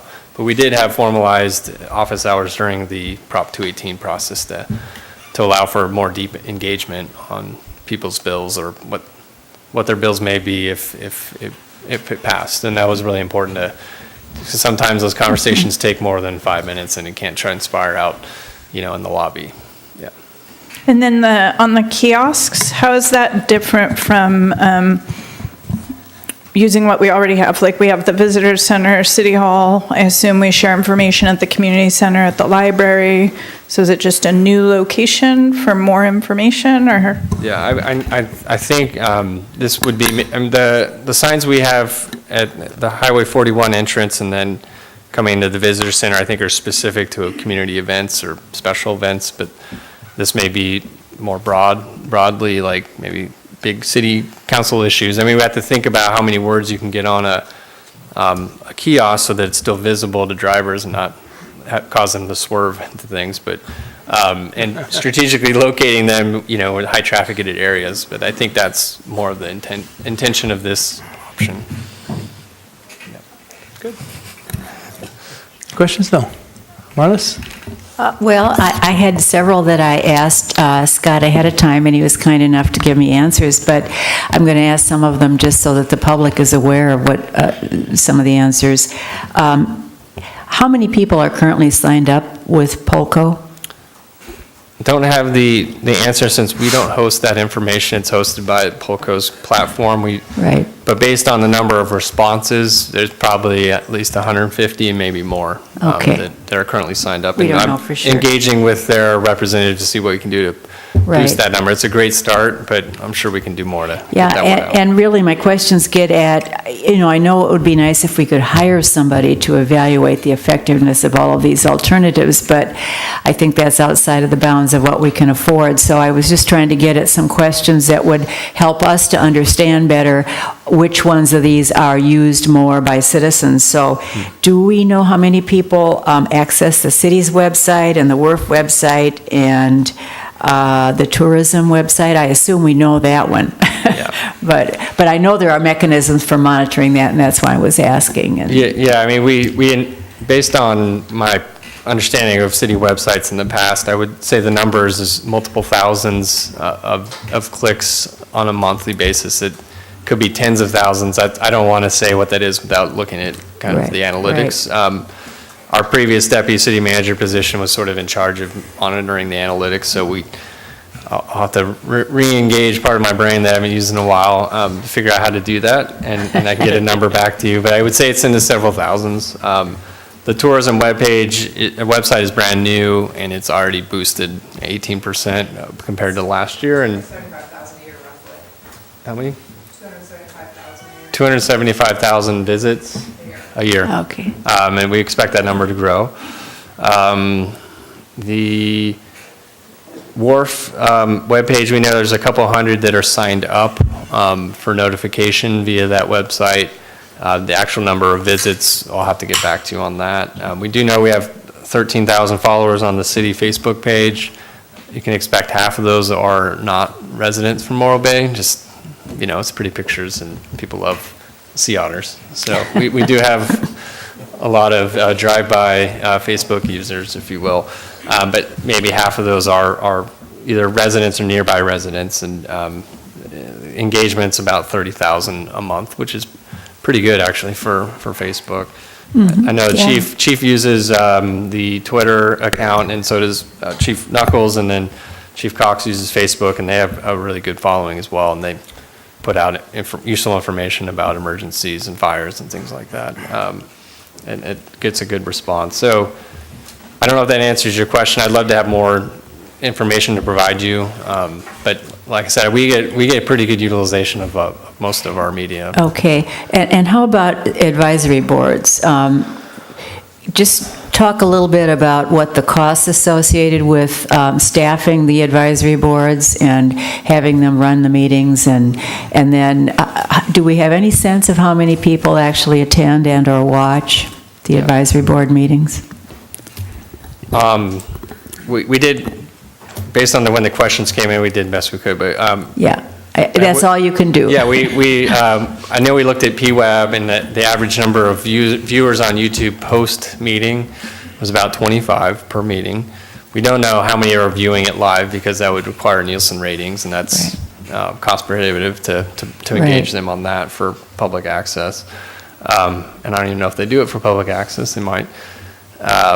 The question about number of attendees, typically there's like probably 5 to 10, sometimes more. Certainly things like WRFCAC can get more of attendance depending on what's on the agenda.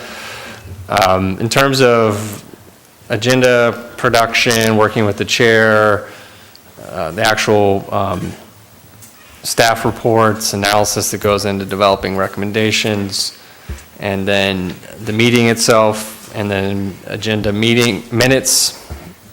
On average, just not including planning commissions, about 30 to 40 hours per meeting for staff time. That's not just one person, that's the accumulation of all the staff that go into generating the content, hosting the meeting, and then doing the minutes. So it's gives you a sense. I don't know what the cost is because it's various levels of staff Right, involved. in right, that. but usually high-level staff, yeah, department heads. Definitely in attending the meeting and developing staff reports. Right. Well, I think it was important to just get a sense of what these various options, when we're talking about citizen involvement and engagement, what the costs are as well as the benefits. So thank you very much. That was my question. Good. Any other questions? No? If not, I'll open it up for public comment on item C-2. Any members of the public wishing to come forward? And Bob, welcome.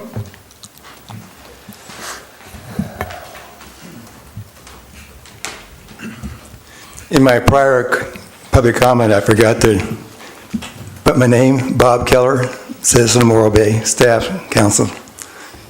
But anyway, I think the communication and engagement with the staff has been outstanding. For a small community, they do a great job. They should be given kudos. Anyway, I find that for the amount of time they put in, they put a lot of time, so we should give them great attention. And as a Morro Bay citizen, I find the staff very good and very engaging. Thank you. Thanks, Bob. I finally figured out why I keep referring to this as C2. It's because this was one that was postponed, and on the back of the sheet it says C2, but on the front for tonight it's C3. So I'm sorry, community, if I've got you all mixed up there, or audience. This is item C3. I just realized that. Thank you very much. Public comment is still open. Any members of the public wishing to come forward on item C-3, please do so now. Seeing none, I'll close public comment, bring it back to council. This is a discussion item. Staff is looking for any direction with regard to enhancing communication or comments regarding the existing opportunities for communication and input. I might just start by saying that I think I know communication is a two-way process. One is allowing the public to come and give input to either advisory boards, staff, or council. And I would further divide that into formal and informal opportunities. The formal opportunities are really when members of the public want to come forward in a forum where there is a quorum of individuals, where public comment can be taken and be placed on the record, such as a city council meeting. And I think as a city, we have done extremely well in providing many opportunities for public comment, especially on extremely important items within the city. And that also then includes the advisory boards that allow public comment and take public comment. And then there's the informal kinds of interactions that we have. And informal really is when staff, which staff has a wonderful open door policy. You can call any staff member anytime, literally, and meet with them as a community member one-on-one. If you have groups that you want addressed, staff is always willing to go out and discuss, in my opinion, that I've seen with many different groups and engage with groups. Council members hold office hours, sun and buns. Some of us do informal meetings called town halls. Others have one-on-one meetings, or most of us have one-on-one meetings.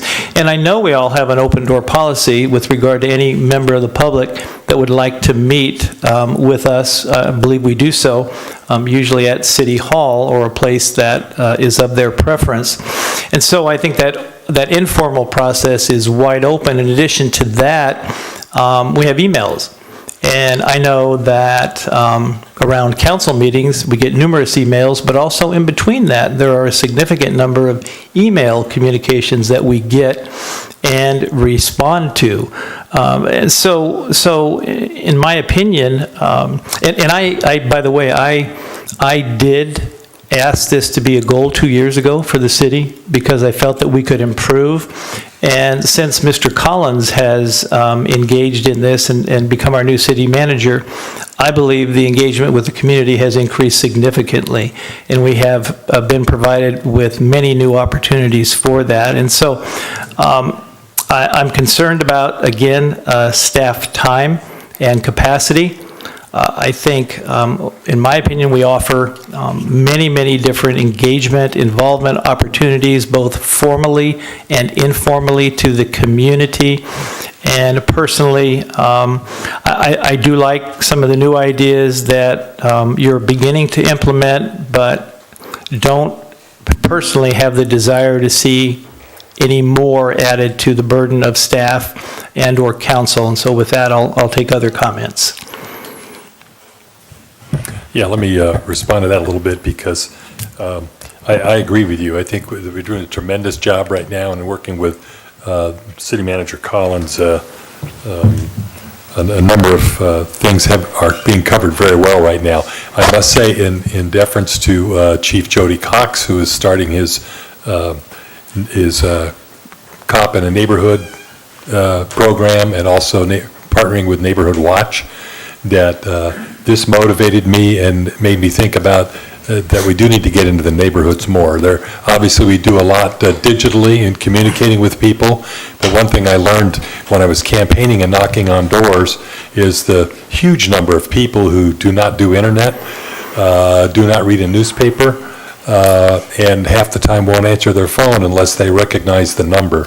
So that's kind of the group that I want to connect with.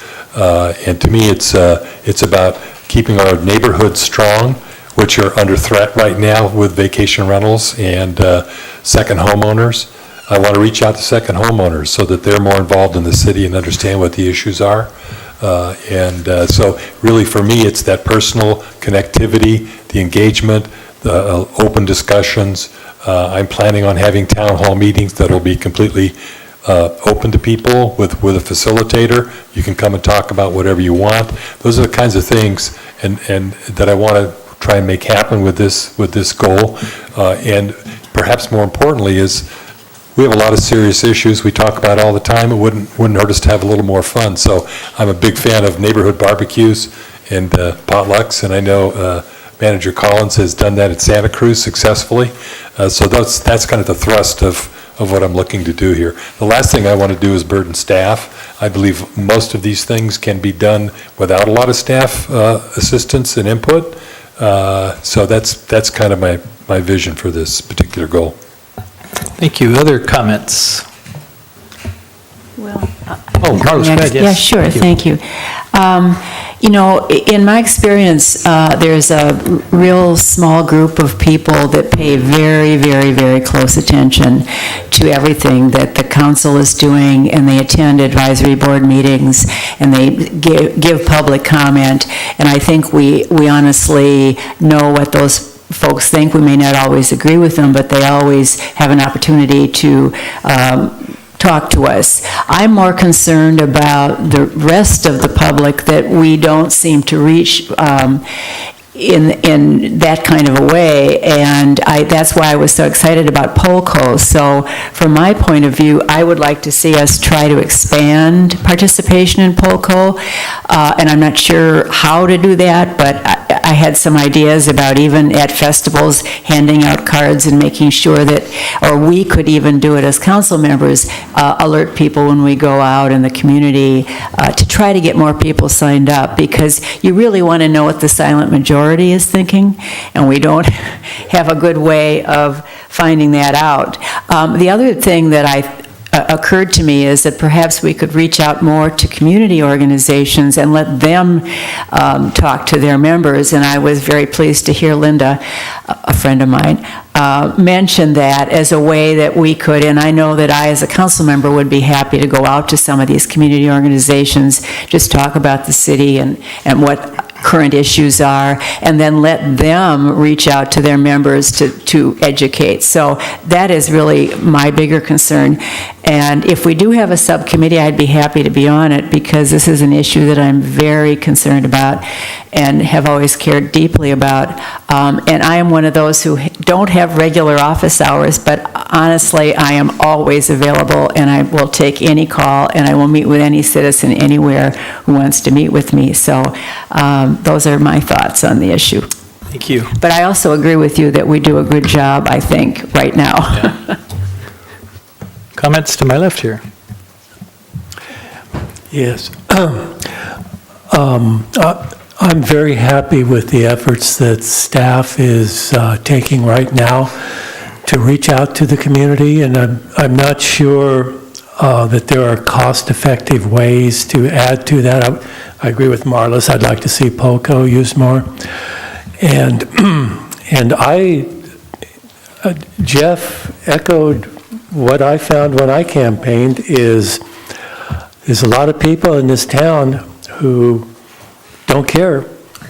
They live their lives, and they don't need to come to meetings in the evenings. They have their own preferences, and I respect and honor that.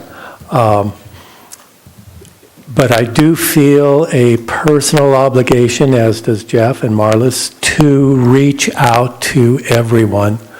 Walking door to door is the best way to engage people, but it is very time consuming. But we can do what we can do. And I really like what Marla says about reaching out to the community organizations and anybody who ever needs a speaker. I'm sure any one of us be very happy to come and talk to people about how the city works and what citizens can do to engage and participate and to influence the actions of council and staff. So. Thank you. Councilmember Davis, Councilmember Addis. Well, I want to thank the chief for the efforts of the police department with the Citizens Academy and the concentration on the neighborhood specifically. I think that's a strong thing that our city's doing and a new thing that our city's doing. I would agree with my colleagues. I think it's incumbent upon us to be out there and connecting with the groups. And if Jeff's having a barbecue, please invite me. I think there's a lot of opportunity for us to get out there. But we have what appears to be a budget crisis, which is how we started this meeting, and we have what appears to be a major staff shortage, given the comments I heard earlier from going from 104 employees down to 97 and a half city employees. And so it doesn't seem to me that at this time this is something that staff should be digging into more, but that maybe those of us on council should be doing more outreach, more office hours. Mine are June 18th and July 25th. You're all invited, and I'll be at Jeff's barbecue. Great. I just wanted to add the comment. Thank you, Councilmember Heller, and a number of you also echoed it. The same thing when I knocked on doors. There are a number of people that just aren't engaged, that are very hard to reach, and Red's right. I think it's knocking on doors, which takes a lot of time and one-on-one conversations. I have found, though, in the last 6 weeks, I've been to 3 community organizations where I was able to speak, saw a lot of people that I never see. And so I would encourage council to look at a number of community organizations, invite yourself to be invited. And they're very welcoming and open to receiving information and updates regarding the city, and I found it very helpful. Not only service groups, but individual groups that have formed, very eye-opening with regard to the input, like realtors groups, specialty groups, those kinds of things. So I'll just add that. Are you good with input? Everybody has spoken? Yes, I think. Okay. I think what we hear Further direction?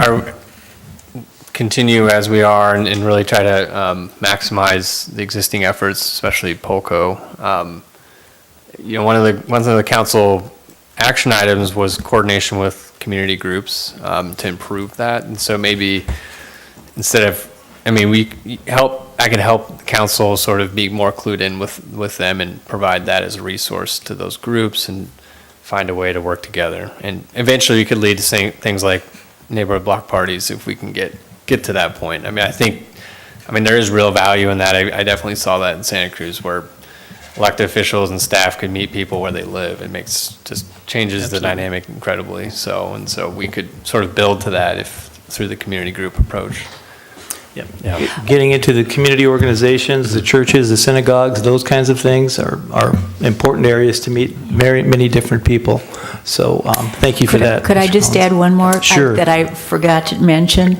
I think the city manager updates are so good. I think it would be helpful if occasionally you at least summarize some of the accomplishments just in a meeting or issues that might be coming up that the public may need to pay attention to, because I know that more people watch the council meetings. So under the city manager updates at the meeting? An announcement at a meeting, just to summarize some of what might be going on in City Hall that public may not be aware of. They're more interesting than our announcements. Right, right. Anyway, that's just a suggestion.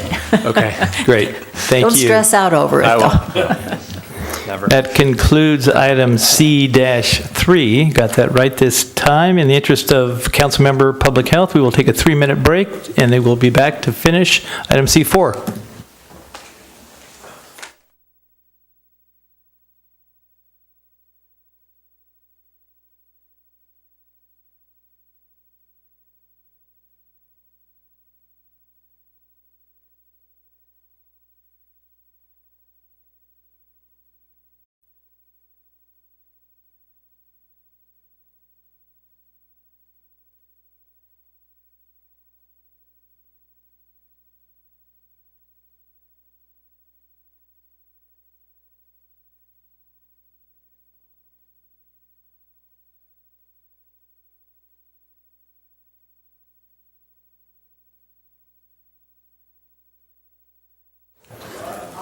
Thank you. We are back, Morro Bay City Council, May 28th, 2019, with our last agenda item, C-4. This is item to discuss and consider changing the City Council regular meeting end time. Consideration of resolution number 39-19, amending the City Council policies and procedures to change the City Council regular meeting end time. With that, Mr. Collins, are you going to introduce this, or? Yes. Thank you, sir. Fourth time tonight, I know. Fourth time tonight. You're missing me. So the recommendation is for council to adopt resolution 3919, which would amend the policies on meeting guidelines and procedures to change the regular city council meeting span from 5:30 to 10:30 to a new span of 5:30 to 9:30. Of course, council can choose to have a different end time, whether it's 10 o'clock, or maintain the existing span of 5:30 to 10:30. There is no fiscal impact from any of the alternatives or the recommendation. By way of background, City Council requested this as a future agenda item at the end of the second meeting in March to bring back and look at a 9:30 stop time. As Council will recall, we did modify the meeting schedule. It used to be a 6 o'clock start time with 11 o'clock hard stop unless there's a majority of council wants to continue the meeting. That was modified to a 5:30 start time and a 10:30 end time. And then there came this request to look at a different end time. So as was noted in the January 22nd, 2019 meeting where this was originally heard, we really tried to find a way to meet kind of in the middle where we would allow for the greatest level of public participation in attendance in the meetings. I typically see that in the beginning of meetings, and as we get on to the later evening, we start to see a precipitous decline, at least in physical attendance. Not clear if that plays out in TV land. There'd be no way to know for sure, but typically we see attendance diminish around 8:30 or 9 o'clock if we get that far. In preparing this item, city staff reviewed the duration of all regular city council meetings for the past 18 months. And based upon that review, we learned that regular city council meetings averaged about 4 hours to 4 hours and 15 minutes, including 2018, the entire year, and up to this point, 2019. So just looking at it from that vantage point, 5:30 and 9:30 is 4 hours that could accommodate the typical council meeting for the last year and a half. Approval of that recommended change to the meeting time would also meet the consensus of council that we heard at the March 1st Community Forum on City Goals and Objectives, where we heard that council was interested in not necessarily shorter meetings, but more efficient meetings, and part of that is long, unnecessarily long meetings, and so this condensing of the span of meetings would sort of fit into that consensus that we heard from council. And also just hearing from council about how we can make changes to staff, preparing items in advance so that you have PowerPoints ahead of time for the general business items and public hearing items. We did that today. Of course, we typically try to do those on Mondays. Monday was a holiday, but we did get those to you in advance, so you have time to review. You're fully prepared for the meeting, in addition to reading staff reports. Also, that those PowerPoints maybe have a limitation on the number of slides. That doesn't mean that you get to 4-point font and put every single word of your report on the slides, but that you really condense it to the most salient points, summarized, really guiding towards council discussion and not hearing laborious and boring staff reports. That's not our goal. At least not mine. Maybe Rob Levick. Just kidding. Sorry. Just kidding. Sorry, I'm just kidding, Rob. You know I love He has a sense of humor. Yes. The same if he was paying attention, you know. No, he has really good PowerPoints. So we're really going to do what we can as staff to do our best to make the meetings efficient. So we think of all those things in mind, we could make a 5:30 and a 9:30 schedule work if we limit the PowerPoints, provide them ahead of time. We also limit the duration of the PowerPoints, so if it's 10 slides, that it shouldn't take more than 10 minutes to get through that staff. And I think we do a pretty good job of that, but we could formalize that to support council. And they're having good discussions. So that's sort of the thought process. Of course, the alternative to go to 10 o'clock, but still sort of meet the average meeting time. Just really just putting this out there for discussion for council. Happy to answer any questions you have. Great, thank you for that. This was agendized and consideration previously. Council end times were 11 p.m., as you know. And with that, I'll open it up for any council questions you might have of staff. Anybody have any questions? Sure. Yes, Councilmember Heller. So if we change to this time, does it still, it's a hard time, but it can be extended if yes, there's a quorum? So that's correct. Work the same? Okay. Yes, it would work the same. It's just 9:30 would be the stop time, or 10 would be the stop time, and require majority. Yes. Yeah. Other questions? Seeing none, I'll open up for public comment. Any members of the public wishing to speak on item C-4, please come forward at this time. Bob? I know you're going to get up, so welcome, Mr. Bob Keller. He's a plant. Bob Keller, citizen Morro Bay. I agree with the staff report. I think we could get more done in the limited amount of time than a long time, because we can condense things down. I feel that way, and be more productive. So I support the staff report. Thank you. Thank you, Bob.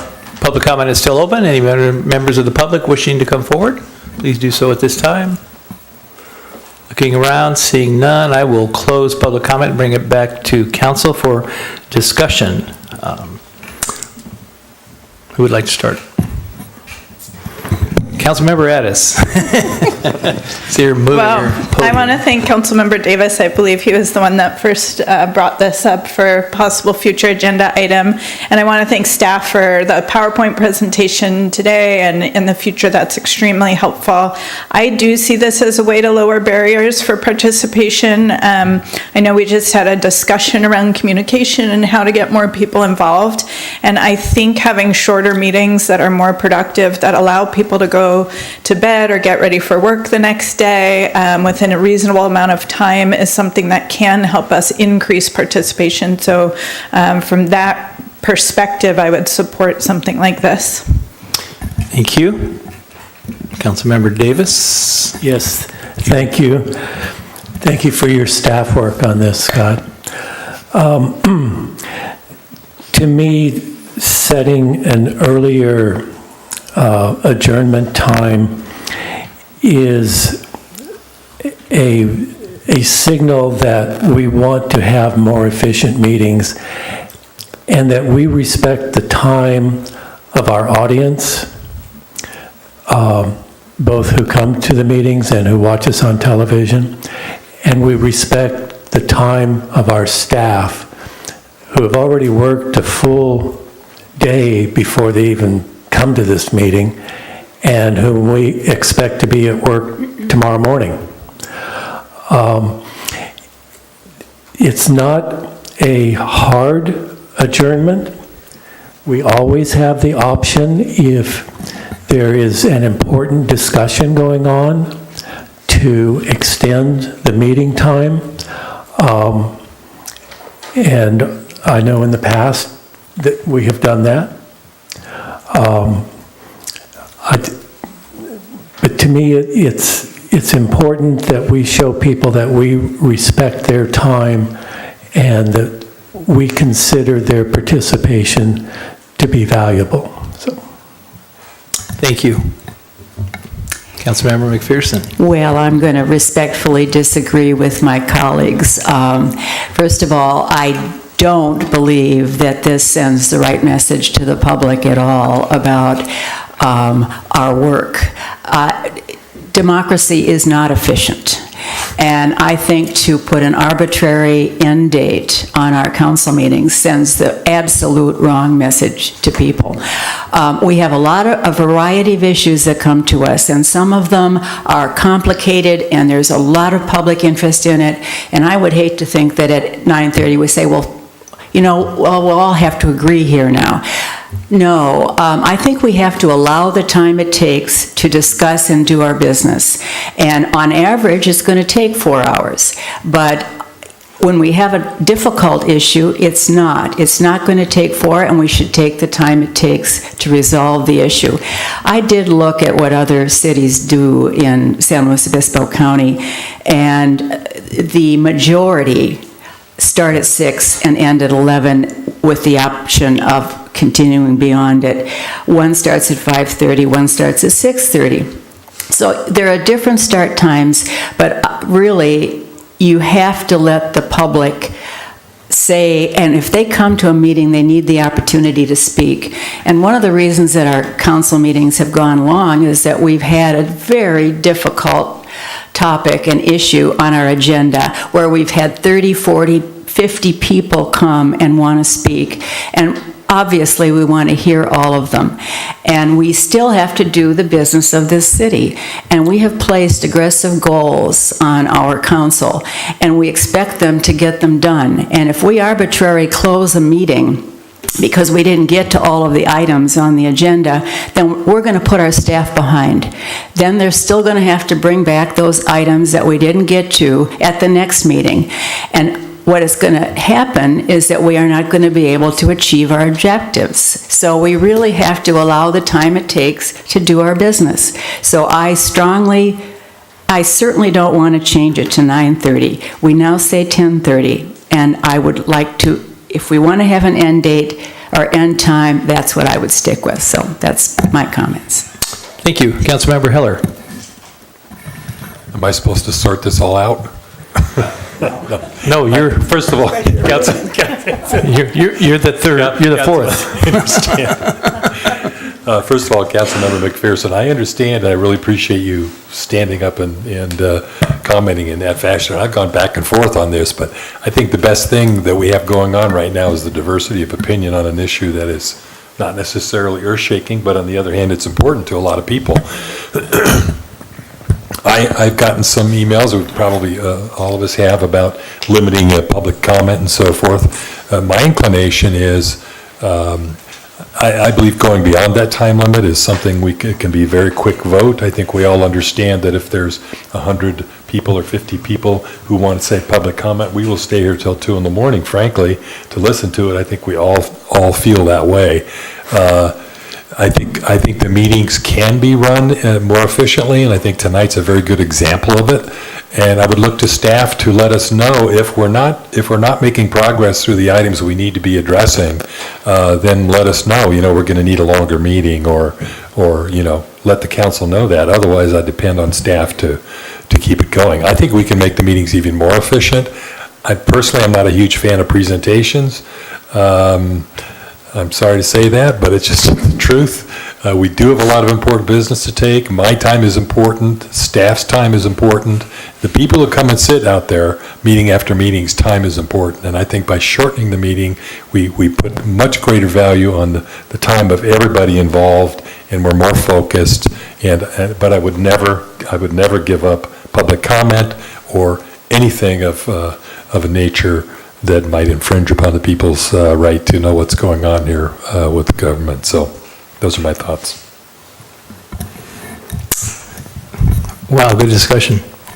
So I agree with Councilmember McPherson's comments about maybe the past having very difficult issues that required a tremendous amount of debate, but also significant public input was taken, or public comment was taken. That's something that really is the core of these meetings, is public comment and hearing from our public, and that's something that I would never want to shut down prematurely, obviously. I have full confidence in this council that if we're involved in a difficult issue that there's significant interest in from the public, that there would be a willing vote to extend beyond whatever hard stop time that was set by any policy that we established, because that's the kind of council that we have. And I've appreciated that in the past, and do appreciate that now and in the future. The issue also has to do with comments that I heard prior, actually, over the last few months, that had to do with folks not wanting to stay from the public and try to wait for public comment until 10:30 or 11 o'clock at night. That's difficult for members of the public, especially when they have concerns about, even though they can give public comment on an item that's on the agenda at the beginning of the meeting, they want to be here to hear the dialogue that occurs and then give public comment, at least the majority I've talked to, at that time. And so doing that at 11 o'clock or 10:30 after sitting through this meeting waiting for the last item is very difficult, not only for the public, but I think for us. A lot of times we have pre-meetings, and we're starting at, like today, 4 o'clock, and going until 10:30 or 11 o'clock is very taxing. I know I get less effective as time goes on at the end of long meetings, and so, thank you, Redmond. So with all that, and I also got those emails, Councilmember Heller, that raised some concerns about limiting public comment. I would never want to do that. One of the things that I try to do with our city manager is make sure that the most important items are placed up front on the agenda, and that those are always allowed adequate time for discussion and information. The items that, I won't call them slam dunk items, but maybe don't require as much time, usually are moved towards the end of the agenda, and we move very quickly. One of the emails I did get was a recommendation that maybe council member debate could be shortened as opposed to lengthening the meeting. Now, that's not my comment. I'm just bringing that to you guys as a recommendation from the public. No need to ask 100 questions and/or each one comment on everyone's comment. And that, again, is not my reflection. That's a reflection from a member of the public. And I do support that. We do create context a lot of times, and we do ask questions on purpose that have been asked because we have people out there that do not have context. I also think that presentations create context for members of the public that are not involved as we are in the everyday business of the city, and that's extremely important also. All of that being said, it doesn't really matter to me what you want. If you want to stop at 9:30 or 10:30, it's fine. I have full confidence that you, as a council, will move forward. Beyond that, if we are involved in an item that's important to the public and that needs to be considered after that time. Those are my comments. I'll entertain a motion. I move the council adopt resolution number 39-19, amending City Council Policies and Procedures Manual, Chapter 1, Meeting Guidelines and Procedures, Section 1.1.2, to change the regular City Council meeting span from 5:30 to 10:30 p.m. to a new span of 5:30 p.m. to 9:30 p.m. I'll second. We have a motion by Councilmember Davis for the recommendation by staff, second by Councilmember Addis. Any further discussion? I will comment on the public Sure. comment Yes, piece. indeed. I've heard that as well from people, that it's very difficult for them to stay until 10, 10:30, 11, to be able to, whether they're at home watching on TV or they come to the meeting, they want to hear the discussion. I just want to echo that as well, because I wouldn't want anybody to think that it would be my intention to shut down public comment. My campaign largely focused on increasing communication, and I see this as a way, in particular for working people, for parents of young children, to be able to get engaged and get involved because the meetings don't go so late. So I just want to reiterate that point. Thank you. And I would like to say to Councilmember McPherson's comments that I, for one, would never stop the democratic process based simply upon a time constraint. We were elected to do a job, and that is the most important thing to me, is that we accomplish the city's business. And if we are engaged in an important debate at adjournment time, I will always vote to continue. Okay.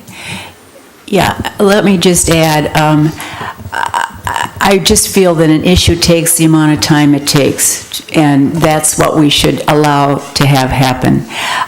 As we know, if we don't have a full agenda, we're going to stop early. So on average, our council meeting is going to stop at 9:30 or often earlier than that. But if we have an issue where it needs to go longer, I would like to see us do that. And I don't think that an arbitrary end time helps in that process at all. That's my only concern. I think it just sends the wrong message to the public. So anyway, I've already said my piece. Thank you. And I'll just comment on that we've always had a hard stop time. This is just changing it, so just FYI. All right, with that, yes, Councilmember. Yeah. City Manager Collins. Yes. You guys have a harder job than I do, so City Manager Collins will do. Wanted to inject, if this is approved, just for consideration, when you would want this to go into effect? Would it be, I didn't put this in the report, my apologies. Would it be at the next meeting, or would we want to do what we did last time and wait a month to, or does it? I'll look to the individual who made the motion. Councilmember Addis, I believe, was the first. Or Davis, I'm sorry. I would expand my motion to make the effective date with the first meeting of July. Okay. Addition to the motion, is there, okay by the second? Yes. Yes, okay. So the motion is staff recommendation beginning with the first city council meeting in July, and seconded by Councilmember Addis. Roll call vote? Councilmember Davis? Yes. Councilmember Addis? Yes. Councilmember Heller? Yes. Councilmember McPherson? No. Mayor Heading? Yes. Motion carries 4-1. Thank you. That brings us to council declaration of future agenda items. Look to my right. None? Look to my left. I have something. Yes, ma'am. Yeah. I don't know that it's an agenda item, but I do believe our investment policies are coming forward typically when we adopt the budget. And Morro Bay has a climate action plan. Morro Bay has some things around climate. We don't have any financial policies that allow us to prioritize investments in companies that are specifically taking action to combat climate change. And I'm asking if we could look at some form of policy that would allow investment in such companies when that investment won't negatively impact our rate of return, so that we have financial policies that would be in line with our thinking around climate. We've passed a number of resolutions around fracking, around oil drilling, around, things to keep a focus on our clean environment. And given that we are a coastal city, that's going to be particularly affected if we don't take radical action. So what I'm asking is that when those policies come forward, we could look at something that would allow us to prioritize that type of investment when there's two choices of equal value. Prioritize but not limit, I hear you saying? Prioritize but not limit. So if one investment would, if the, lack of a better term, if the cleaner investment would give worse returns, we wouldn't be choosing that. But if the cleaner investment would give us at least equal returns, that's the one we would lean towards, and that we would have a policy that provides the city that kind of direction. I would just like our finance director to comment on the kinds of investments that we're limited to. I don't believe we invest in stocks, so if you could just comment on the kinds of investments that a city can actually make. Sure, so our investment policy outlines all of those. We primarily hold CDs, certificates of deposits. There are several cities that have moved towards adopting kind of broader range socially conscious investment policies. I think the council member is suggesting as more of a broad statement that would, again, prioritize if there's no net impact. So, if there's a CD offered by Wells Fargo and one offered by another banking industry, we look at their kind of investment practices and support and see if we should prioritize one or the other. Is that a clarification? Okay, good, yeah. So I'm just looking for heads to nod. Is there support to agendize that? Would it come up in our policy? We have So an it wouldn't be a investment- separate agenda item, but rather when you come up with the investment policy? You're looking, Come up with the investment policy, but I wanted to bring it up now. so you want to consider it when the next review of the investment, next routine review? Okay. So typically, we include the investment and it's adopted with the budget report. So we can bring back, if it's council wish, we can bring back some proposed language that could be incorporated and you could discuss it with that. Yeah, with that, I would support that as well. Sure. Red? I would support that. I have one question. You'd mentioned climate action plan. How do you see that working in with what we're talking about here?